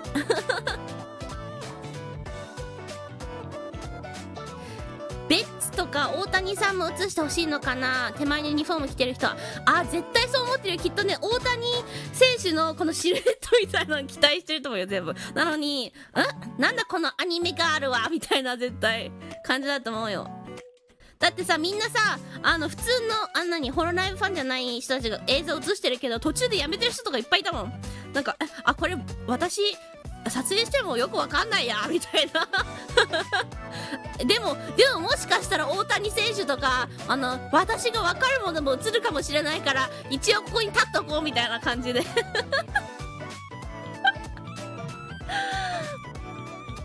のびちゃんが周りの人を見る目が本当にマジョリティ。何窓にかけてんの。ホロライブもオリンピックに出場するのは間違いない。いやそれやったら熱いよね。いやでもいつかその日来るんじゃない？これぐらいね、このままホロライブの人気が続いてもっともっと大きくなったら、全然その日が来ると思う。なんならさ、なんかまたでもまた日本で開催するとかはないのかな、しばらく。この前やったばっかだから。なんかまた日本で開催するって日が来たら、全然なんかホロライブをどうにかフィーチャリングしますかみたいなこと検討されそうなぐらい勢い出てるよね、今ホロライブって。本当に全然下がってない。まあ、ノピが見る感じでは全然上がってるようにしか見えないから、人気が。いやすごいよね。すごい本当に。やはり映すのニコニコ屋号が正解だったやっぱりね、屋号ファンもねいっぱいっていうか、まあところどころいましたよ。で実際屋号さんも来てたらしいんだよね。ちょっとノピンはね見れなかったっていうか見かけられなかったんだけど、結構試合が始まった頃ぐらいかな、そのテントグッズのテント売り場らへんにいたらしい。だから最後までいたんじゃない？きっとドローンショーを見たいだろうからね。そう、この種のホロライイベントは日本とアメリカ以外の場所では起こりえないと思います。そうだね、まだね今の時点では日本とアメリカ、でも結構コラボカフェとかさ他の国でやってたり、インドネシアとか、やっぱインドネシアグループもいるからやったりしてるよね屋号アイドルだし、確かに屋号アイドルだからね。ベストガールだから屋号さんはこの前スイちゃんテレビで NHK に出てたからオリンピック出るかも。そうなんだ。 NHK に出るんだったら全然オリンピック出れるね。全然出る日近い気がするわ信用現地いるのはガチ祭りじゃん。なんだ、このドジャーズのコラボ以外でもそのアニメエキスポっていうね大きなアニメイベントがあって、そこにもねホロライブカバーさんブース出してたから、全然来る理由はめちゃくちゃあったんだよね、多分この週末は。だからロサンゼルスを満喫していったんじゃないかな、きっと屋号さん。そう、depending on the company is also top 2, 3. That's true. I'm gonna avoid saying that just in case ちなみに最初の究極生命体屋号の T シャツ売ってたやつ、違う、あれは絶対ファンが持参したやつだと思うよ。あれは絶対にファンがね持参したやつだと思います。これかな、これね。これは確実にファンが持参したクオリティでしょ。クオリティって言っちゃったそうでしょ、クオリティ。白いさ T シャツにペッてプリントしたやつだよ3人ぐらいだからね、この T シャツ着てた人。多分ここの星つけてるこの2人、横2人じゃない？ 3 人ぐらいこの T シャツ着てたから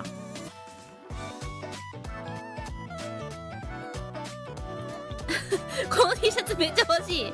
誰でもできるよ。屋号さんの顔を撮ってなんかよくわかんない手足つけてプリントしたら誰でもできちゃうよ。でもさ、屋号さんグッズさ公式で出してなかった？最近出してなかったっけ？いやもっと出してもいいと思うけどね、全然売れると思う絶対。なんなら海外のファンがみんな買うと思う。日本の人たちはどこまでかわかんないけどめっちゃ買う人いると思う。衝撃的すぎる衝撃的すぎるよね。特にねヤゴさんのことわかんない人見たらなんでこの男の人の顔に変な手足つけてる T シャツ着てるんだって思うよね、きっとね。これ売ってたらドジャーズ運営にホロリスいるとしか思えない。確かに。いやでもセンスめっちゃいいよね、それやってたら。いやでも今回のほんとドジャーズのコラボ T シャツのデザインめっちゃ良くて、いやいいなーって思って。テラメタル should get their own ヤゴ。 I know right, we need our ヤゴ。ちょっとテラメタル学園もヤゴさん的存在ちょっと必要かもしれん。マジでブランディングにいいと思うわ。あれこれ見せたっけ顔が。あ、これ見せてなくない？これはね、なんだ、その、タレントさんのシルエットみたいなやつ以外にも他にもね、いろいろ、これ、いろいろ出してたんだけど、その中の一つです。この文字もね、すごい綺麗に、ホロライブナイト、コラボのね、名前で出してました。学園長を召喚。マジで学園長。顔にその手足つけてるんですか？そうだよ、そうだよ。マネちゃんにお願いするしか。マネちゃんいないからな、今。マネちゃん的存在、マネちゃんっていうか運営チームはいるけど、マネちゃんみたいな存在ちょっと今いなくなっちゃったから、運営チームの誰がやりたいかな？やる人いるかな？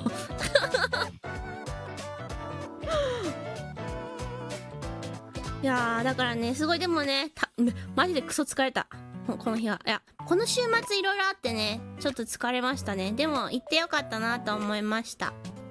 もうちょっとなんか人数少なかったらいいなって思ったけどね、ちょっと人数が多すぎてちょっと人混み疲れしました。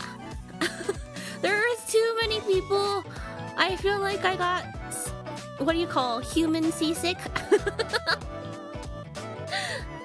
いやでもね、もっと定期的にねこういうイベントしてほしいですね、 VTuber 好きからしたら。特にホロライブがノブや好きなんで、ホロライブのねイベントもうちょっとねやってほしいね。なんか次はね、なんかニューヨークでツアー、ワールドツアーをニューヨークで初めてやるらしいんだけど、ちょっとそれはねちょっとタイミング的に難しいので、あと高いんで高いんで、てかチケットあれまだチケット買えねえわ。買おうと思ってもあれ多分チケット買えないわ。だって一瞬で売れたらしい。一瞬で売れたらしい。いやすごい、本当にすげえ。またねやってくれるといいな。でもドジャーズさんとコラボ、大谷くんがいるからやっぱりね、そのなんだろう、マーケティング戦略的にはすごくいいんじゃないかなとは思うから、日本の大谷くんを応援してるファンもいっぱいいるから、まだホロライブをなんだろう、オタクアニメとか何もわからないアメリカ人よりは受け入れやすそうだから、 Very smart marketing。 いやって感じですかね。またねドジャーズスタジアムレポショート2本目近いうちに出ると思いますので、そこでもっとねホロライブのコラボ関係ない、なんだろう、その普通にドジャースのスタジアムで何食べたとか、こんな試合こんな感じだったよみたいな感じのショートも出す予定なので、ぜひチェックしてくれると嬉しいです。でね、何のバカ高いフードを食べたのかがそこで明かされると思いますのでその食べ物もねちょっとねみんなもねさすがアメリカっていう感じのね食べ物があったので、はい、楽しみにしててくれるといいです。はい、その感じかな。そこからリスナー増えるといいですね。増えるといいね。とりあえずね、もうのびのことを初めて見つけてくれるっていうのが大事だから、そこからだからね、見つけてくれればこっちのもんよって感じやから。はい、親子丼とちゃうか。親子丼ではない。もうちょっとお手軽に食べれるもの。もしかしたらのっぴね、これ好物だってそこまで言ってきてないかもしれない。でも実はすごい好物なんです。あんまり言ってないだけで結構好物なものが他にもいっぱいあるんですよ。いっぱいあります。ただ親子丼を代表として言ってるだけではい。じゃあ次は軽くねメイデンさんとのコラボ、感想とかね配信でね言っちゃったからあれだけど、軽くねそこからメイデンさんとのコラボをきっかけにね、テラメタル学園のこと知ってくれた人もいっぱいいると思いますので、それでけそっち着手ね。とても楽しかった。本当に嬉しかった。本当に嬉しかった。本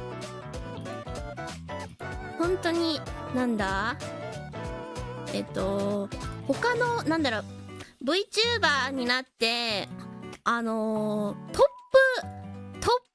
プ5ぐらいの中で難しいって思ったものが本当ネットワーキングが本当に難しいなって思うんですよ。 VTuber になって思ったのがすごく難しい。お友達を作るのが VTuber の知り合いを作るのが本当に難しい。本当にだからもう常日頃からどうやったら新しい VTuber さんと友達になれるんだろうっていうのを考えながらやってるんですよ、我々 VTuber 特に新人 VTuber は。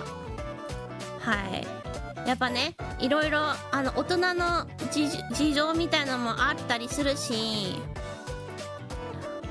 難しいよね。複雑なんですよ。ちょっと綺麗に調整できないな。こんな感じかな。はい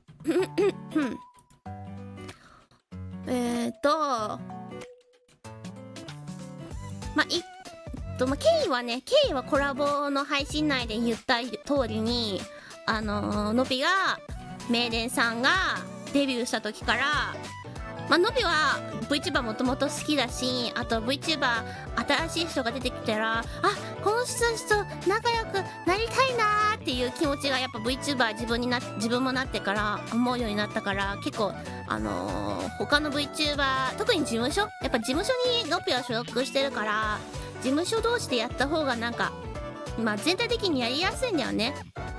全然個人の人とは絡みたくないってわけじゃないんだけど、ちょっとビジネス的になんか立場的に考えると企業同士でやった方がなんかちょっと進めやすいから特に企業 VTuber さんには目をつけてるんですけど目をつけてるんですけどでなんか1月ぐらいにねメイデンワークスさんともりもりにゃんこ飯が出てきてうわすごいかわいいってなってなんかやっぱなんだろうそこで目をつけてでなんかフォローしてツイッターとか一人で勝手にね一方的にで何できっかけですげえこの人たち好きだなって思ったんだけどなんだっけなツイッタータイムラインか YouTube で登録してるからそのやってる配信内容とか出てくるわけじゃん。で配信内容とかツイッター内容があれってこの子たち小池か小池好きやわみたいなのりがリスナーとしてこういうの好きだわってね。They were just like the type of VTubers that I like watching genuinely やっぱそのなんだろうなんだエンターテインメントで一番面白いっていうわけじゃないけどすごくそのなんだろうああいう系のエンターテインメントで面白くするのって難しいと思うんだよ。ある意味なんか下品すぎてもダメなんだよでもラインは超えてるけどその下品すぎたらちょっとやっぱりエンタメとして見れにくくなるから、でもその微妙なラインをちゃんといい感じに踏んでるなっていう感じがしてYeah, very unhinged. Yes, very unhinged. なんならちょっと英語圏活動者よりかなって思うんだよね。英語圏の VTuber さんとか配信者とかの方がちょっとそっち寄りの人が多いからその影響でのびもそういうのがやっぱ好きだから。でも日本の VTuber さんの方がなんならちょっとなんだろう日本の文化的なのかわかんないけどちょっと守ってる守ってる感じ、のびもそうだけどいろいろとね守ってやってる感じの人の方が多いから全然悪いってわけじゃないんだけど迷惑さんとかがやってる方の方がやっぱちょっと好き出てくるからよりなんだろう面白いなんかバカ笑いできるのがいいよねできるのがいいよねだから仲良くなりたいなと思ってフォローしてて、でフォローしてても何も起きない時は起きないんだよ。相手が気がつかない時なんて全然いっぱいあるから、いっぱいフォローさ毎日来てるわけだからだからレイドスモアちゃん、その時のレイドの配信見てくれてた人は分かると思うけど、何の配信してたののぴあの時忘れちゃった。何の配信してんのか忘れちゃったけど、配信終わりに今日も誰かレイドして終わろうって言ってたんだね。でそしたらスモアちゃんがウーマンコミュニケーションやってたんだよねって言って、スモアちゃんメイデンワークスからの方じゃん、ウーマンコミュニケーションやってるってよしこれは行くしかっつってね行って、でそしたらねスモアちゃんがあの時にすごくいいリアクションをしてくれたんだよ。ノピがレイドしてレイドだけして何もありがとうございますぐらいのリアクションだったらここまでなってないから、あの時のリアクションをしてくれたおかげでここまで箱コラボができたなと思ってるから、本当にお互いのね We had great chemistry ってことですよ。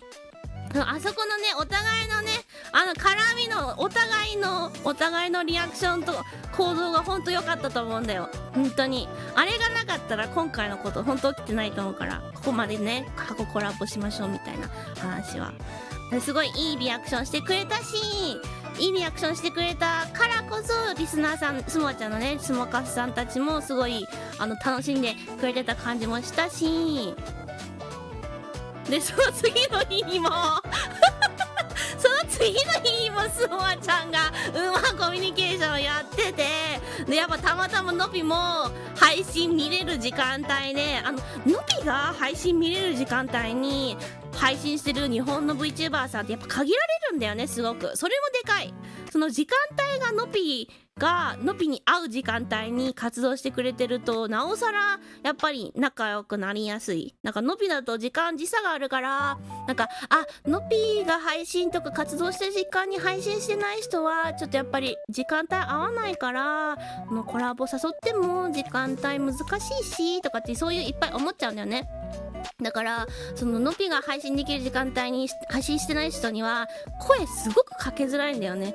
その人がやっぱり配信してない時間帯にいろいろ合わせてもらう時の方多いから、だからそれもあったりってして運命だったんですよ。そうなんですよ。で2日目のウーマンコミュニケーションの時には普通にただのリスナーとして行ってでまたねありがたいことにねいいリアクションしてくださって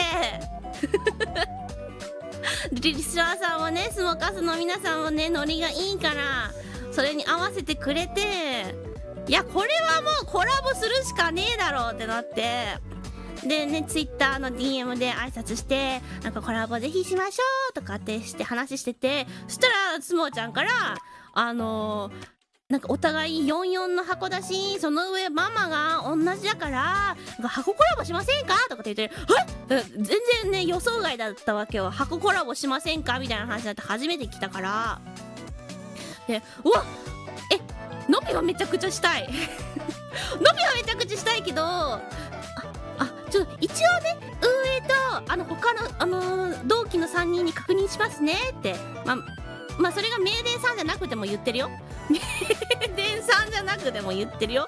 でも迷惑さんのね活動スタイル的にねちょっとエリちゃんはまだいいとして、もちちゃんと猫ちゃんがねそういう気どうなんだろうっていうの分かんなかったから、ちょっとね確認して全然 OK ですやりたいですってみんな言ってくれたから、で運営も全然いいですよって言ってくれてでやることになって、でもノピはやっぱこのスモアちゃんとの出会いをやっぱ大切にしたいから、この箱コラボの前に一回1対1でコラボしませんか、したいですって言って、ぜひって言ってくれて、そのスモアちゃんのチャンネルで爆弾処理やったんだよねエニちゃんはいいとして、いやエニちゃんはだって素質あるからめちゃくちゃ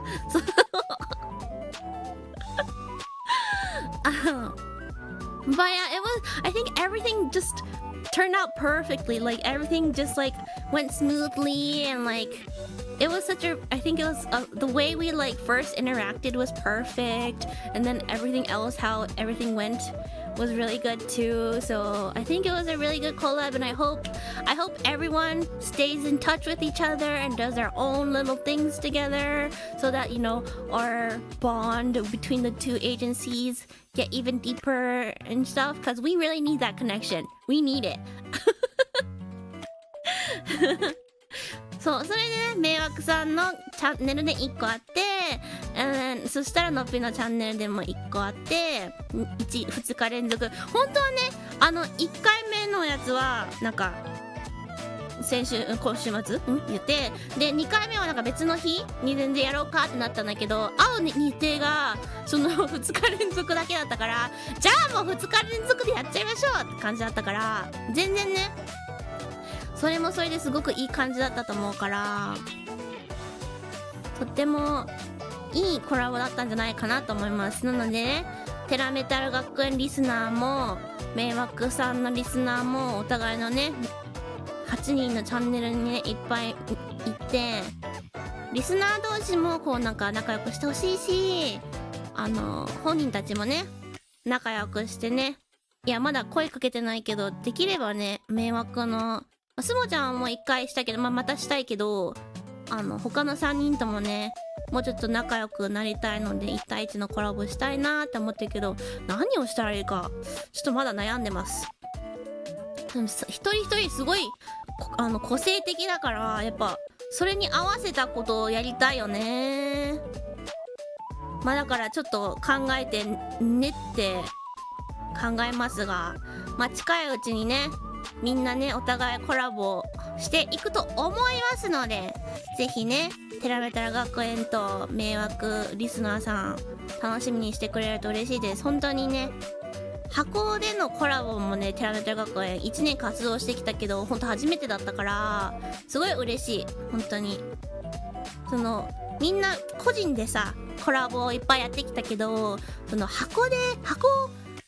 箱全体でコラボしましょうってなったら、なんかもっとなんだろう、一気につながりできるし、やっぱ箱で仲良くしてると、まあちょっと言い方悪いけどメリットがやっぱいっぱいあるから、今後の活動にあたってそういうのもあるからすごく嬉しいですね。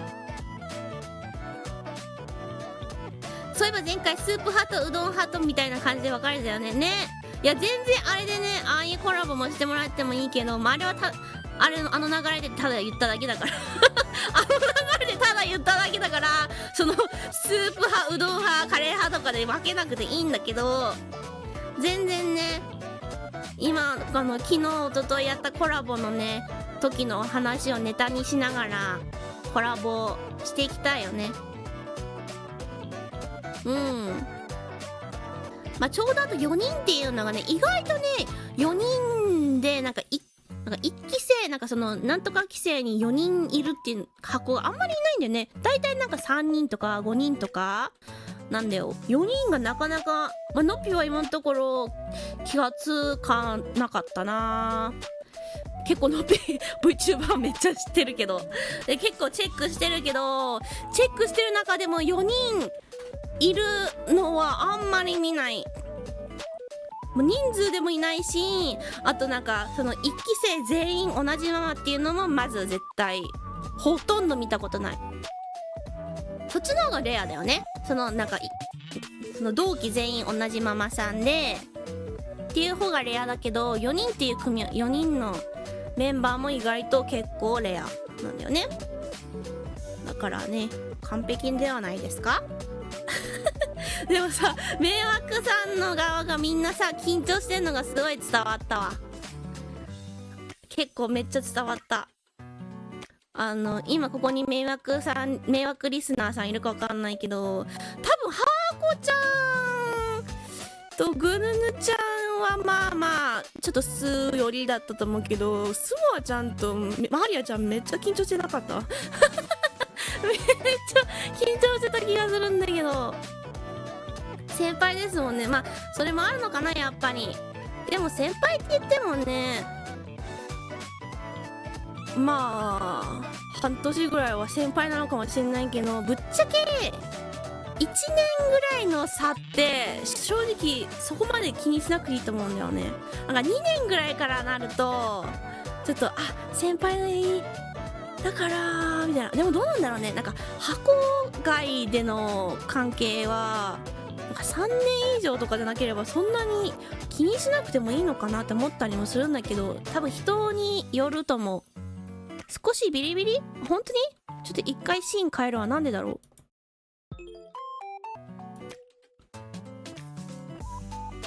う。どうですか？治った？どうだった？治ったかな？治ったといいんだけど、ビリビリがやだー、またビリビリが戻ってきちゃったの。なんで？嘘でしょ。ビリビリが戻ってくる理由がわかんないんだけど今日。I hope that thing isn't coming back because I really don't know what it would be. Like what the reason would be. I mean, 治ったならいいや。スモマリは目に見えて緊張してて笑った。やっぱ緊張してた？そうだよね。だって一番さ、なんかだってさ、ウーマンコミュニケーションとかの配信とかスモアちゃんね、ウーマンコミュニケーションとか、あとそののぴとの1対1のコラボの時の勢いがなかったもうスモアちゃんめっちゃ緊張してんのか、猫かぶってたのかわかんないけど、全然勢いがなくて。あとスモアちゃん思ったのは、2日ともコラボ前にみんな1時間前ぐらいに集合してもらってたのね。結構やっぱ人数多いからさ、配信してる担当の画面の調整とか時間かかるし、あと普通に待ってる間にメンバーみんなでお話しして仲良くなれるといいねみたいなっていうのも兼ねてやってたんだけどわからない。もしかしたらわかんない。気のせいかもしれないよ。でも特に2日、いやでも2日目もそうだったからな。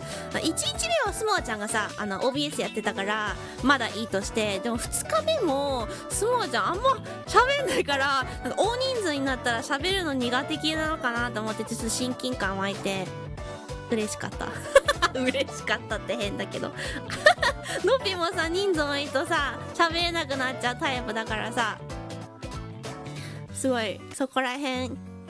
スモアちゃんあんなに下ネタバンバン言ってたけど、人数多くなると喋れなくなるんだ。かわいい。同じだ。おそろいと思って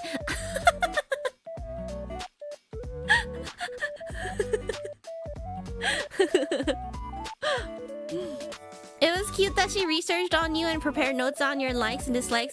No, so she just asked me before the stream. So we got like that for that stream too. We like got together like an hour earlier, and she was like, "Oh, what should we talk during the stream?" And she started asking me questions, and I answered them. And I thought it was just like just like a casual talk straight before stream talk, but she was actually taking notes, and she just said all that during the stream. Smart though. Very smart.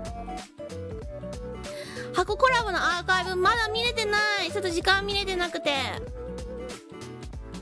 スーモの相性地蔵ですからね。人多いと喋れる。そうなの？そうなんだ。それ知らなかった。そうなんだ。同じだ。あとはのびは知らない人とかあんまりそこまで仲が深くない人たちばっかりと一緒だともう絶対喋れない。でも仲いい人が結構多かったらちょっとだけ気楽だけど、その時と場合によるね。でも今回はやっぱり、テレメタル学園の3人いたでしょ。であとぐぬぬちゃんとはわこちゃんはエリちゃんとやったリーサルカンパニーのコラボもあったから、ちょっと仲良くなったと思ってるし、あとスモアちゃんもいたし、だから唯一マリアちゃんだけちゃんとお話ができてないなって思ってるから。でもマリアちゃんもマリアちゃんで結構特徴的な子だから、コラボ1対1でやるなら何一番悩むかもしれない。一番悩むかもいやでもめっちゃ仲良くなりたいけど、めっちゃ悩むかも。一番仲良くすごくなりたいけど一番悩むな。でもいろんなことの話できそうだよね、マリアちゃん。すごく博識なイメージあるわ。なんかちょっとふざけてる博識な人みたいな特徴的配慮した言い方。いやちょっとすごい言葉選んだ。だってマリアちゃんのアーカイブサムネだけ見ればわかるもん、どういうタイプの子かだってデビュー1ヶ月の間にさ、なんかすげえ配信しててさ、おー攻めるなーと思って、おーいいねーもっとやれーと思ってたもんノビを見てるだけだからさ、もっとやれって言えるけど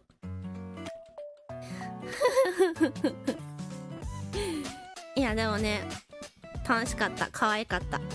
その普段はあんな感じなのに、やっぱ大勢のコラボになるとちょっと緊張してなっちゃう。スモちゃんとマリアちゃん可愛かっただハワコちゃんがさ、意外とすごいしっかりしてるお姉さん系なんだなって思った。なんかやっぱ声とか喋り方でなんか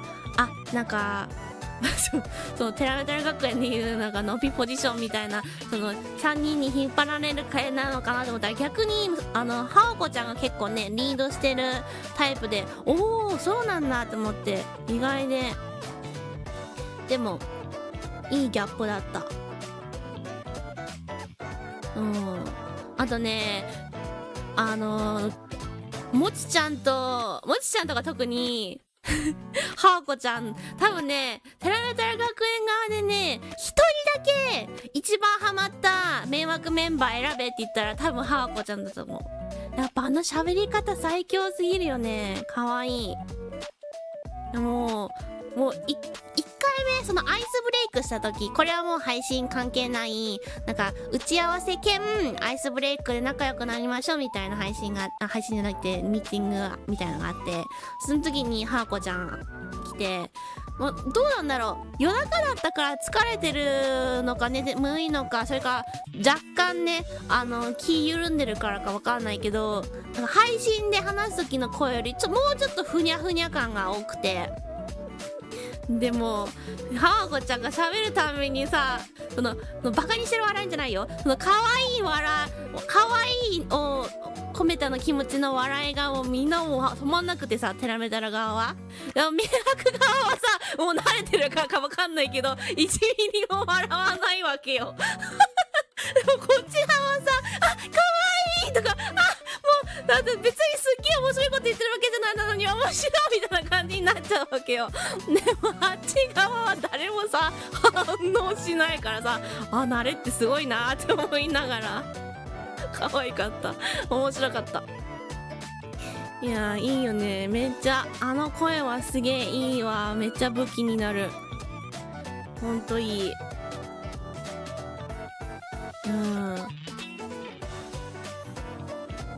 楽しかった、本当に。でもハワコちゃんもハワコちゃんでちょっと不思議な、ちょっとなんかしっかりしてるけど同時にすごい独特な雰囲気があるから、なんか1対1でコラボしましょうってなった時にハワコちゃんも何してるかめっちゃ悩むな。なんかマリアちゃんとは違う理由で悩むかもな何をするか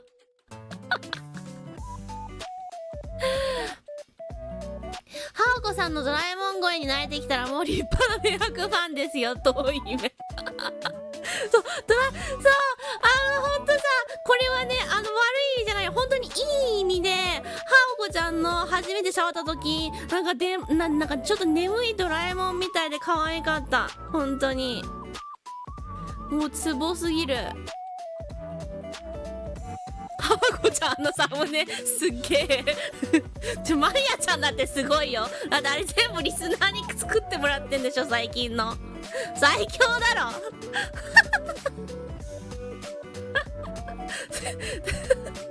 いやもうああいうの好きやわ。自分ができるかはちょっとわかんない。いや自分はねできるところとできないところ結構あるけど、なんかサムネとかはノビはね個人的に結構こだわるから、自分でやりたいとかあっちゃうんだけど、自分がイメージしてるものを再現してくれる人がいるんだったらいいけど、ちょっとでも違ったらなんかちょっと自分でやりたいって思っちゃうタイプだから、そういうのはできないけど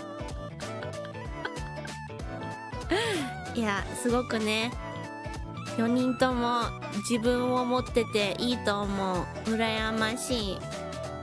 仲良くなりたい、もっと。でぐぬぬちゃんもねすごいしっかりしてていい子だった。すごい丁寧で、なんかそこまで丁寧でいなくていいんだよってすごいテラメタラ学園のことを立ててくれてて、ちょっと申し訳ないぐらいにやってくれてていい子だなって思ったほんといい子しかいない。いい子だけどみんなちょっと頭いかれてるところもある。いいね、いいバランスだ。配信活動者はそういうのが大事だから。やっぱどっかネジがね、ネジがなんていうんだっけ、ネジが抜けてる、ネジが壊れてる、なんていうのか忘れちゃったってるところがないとね、ちゃんとするときはちゃんとするけど、配信の時はもうヤバ人間になれるっていう人が大事だから。頭いかれてる。そうネジが外れてるか、ネジが歪んでる。いろんな言い方があるな。いろんな言い方があるか。ネジが飛んでる、ぶっ飛んでる、緩んでる、いっぱいあるな。もう全部全部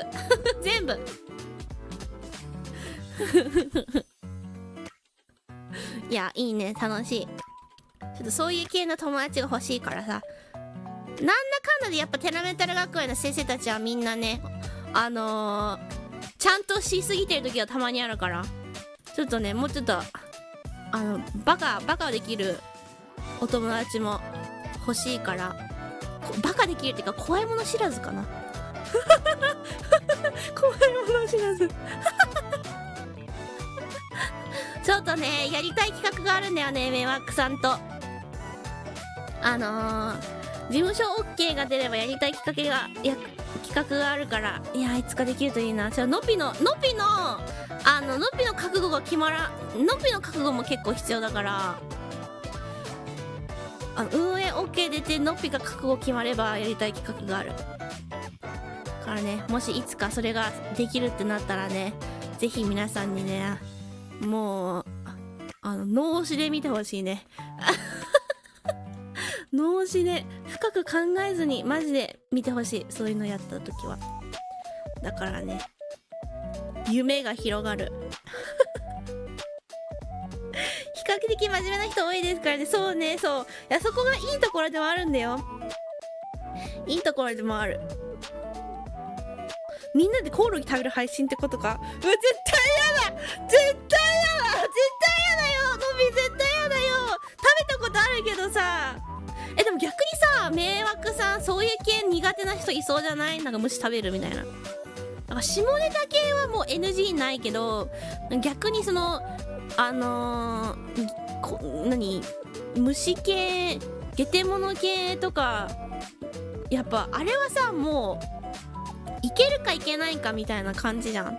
虫ダメって言ってたもん、誰だっけ、なんかぐぬぬちゃんとかがなんかなんだっけ、ゴキブリよりなんかが無理とかって言ってたから、虫相当ダメなんじゃない？ぐるんちゃんじゃなかったっけ？なんか違うメンバーだったかもしれないな。マリアママの配信に慣れてくる人としてやばいの見てほしいとはオーペラニア、まあちょっとマリアちゃんはちょっともう違うベクトルに行ってるけどすごいよね、羨ましいわ。ちょっと羨ましいけど、そっち行っちゃうと戻れなくなりそうだから怖い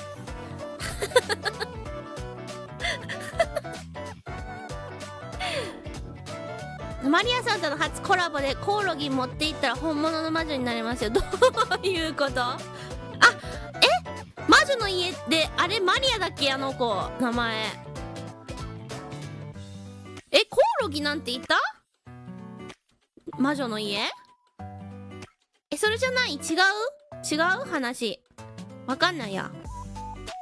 まあいつかやりますので。いや夏の間にやりたい。やね、なんならね、一番なんかまあどうなんだろう、まあ全然お仕事やってるリスナーさんたちはちょっと時間が合えばって感じだけど、これからね夏休みに入りますからね、時間がある子供たちと学生たちが増えるのではい、まあそんな感じかな。これ喋ってないことあるかな。多分でも今日一番喋りたかったこと全部カバーできたはず。楽しかったね。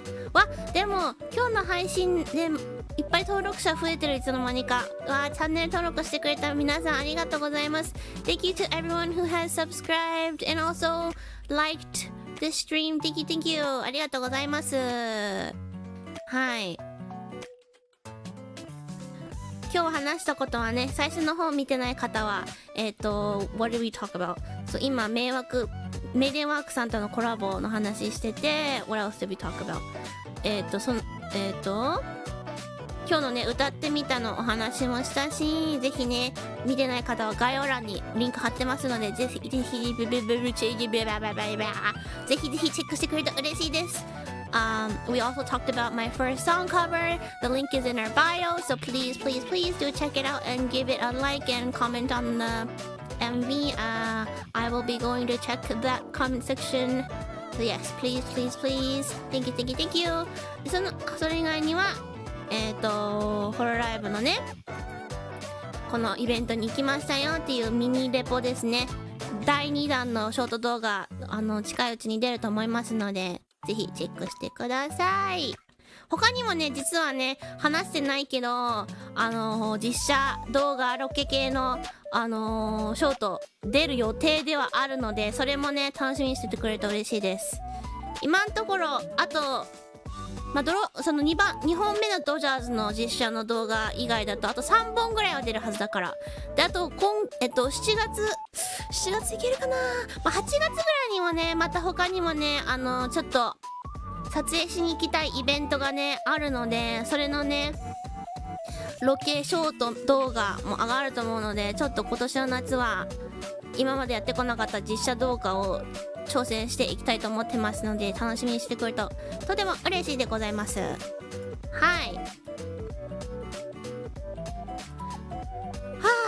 あ、いっぱい喋った今日は。この後打ち合わせです。いやー楽しみだなー。すいません、打ち合わせ楽しみだな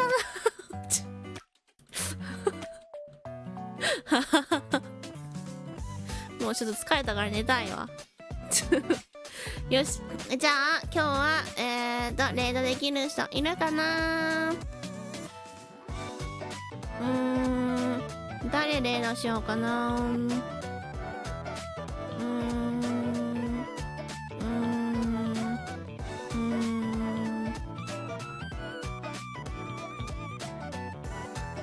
あ、この人配信終わっちゃうかな。どうだろう、ちょっと見てみようか。まだ行ってそう。まだ全然続きそうだ。 OK。 あ、ペンギンさん登録ありがとうございます。チャンネル登録ありがとうございます。 Thank you so much for subscribing。 ありがとう打ち合わせ楽しみだよ。すっごく楽しみThanks for the stream. It was interesting to hear about all the details of BTS things. Yeah, I don't get to do like BTS Zatsu streams very often, so I was very excited to do it today. こんにちは。Welcome. お元気ですか？ I am お元気ですよ。How about you? I'm actually almost gonna end today though. So, じゃあ次の配信の話をしようか。Let's talk about my schedule for this week. So this week, I am aiming to stream almost every day. 今週はね、今までの中で一番ハードなスケジュールじゃないかってぐらいのねスケジュールを組んでしまったのですが、明日、アメリカ時間だと10時ですね。日本時間だと14時にマイクラやります。これはねもう結構まったりとしたマイクラの配信なのでね、お仕事してる方とかはねちょっと休憩時間とかバックグラウンド再生とかでもしてくれると嬉しいです。Tomorrow I'm gonna be playing Minecraft. It'll be from 10 p.m. Pacific, 2 p.m. Japan time. I'm just gonna be chilling, just a very chill Minecraft stream. So if you have, work to do or other stuff to do, you just have my stream on in the background. You don't have to pay attention that much. It's okay. But I would love to have someone who is very, very experienced in Minecraft. マイクラね、有識者はね、ちょっとね、何人か欲しいかな、来て欲しいかな。絶対ね、よくわかんないことが起きると思うので、その時にちょっとマイクラ有識者がいないと積むので、はい、マイクラ有識者の方はね、ちょっとたまにね、ちょっと確認しに来てくれるととても助かります。はい。なので、明日はそうなので、残りのスケジュールはね、Twitter やら、チャンネルのフリーチャットのとこになどに貼ってますので、興味ある方はぜひチェックしてください。The rest of my schedule is up on my Twitter or the free chat on my channel. So if you are interested, please check that out as well. Okay? Alright. If we are good. じゃあね、今日は、最近ちょっとね、裏でちょっとお話しする機会があった。まあ、お話っていうか DM でね、チャットする機会があった。名字なんだっけ？名字名前なんだ、この子。ゆきとちゃうちゃんレイドしたいと思います。今ね、3000高評価待機をしてるらしいので、今2200でね、もうちょっと必要だと思うので、皆さんね、行ってない方はぜひ、おはようと高評価しに行ってあげましょう。のぴのね、YouTube のね、高評価とチャンネル登録も忘れないでくださいね。ぜひね。Alright.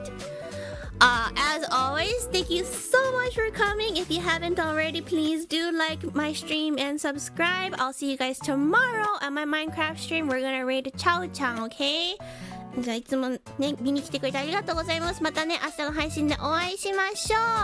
Have a magical rest of your stream. Or you're not your stream. Have a magical rest of your day.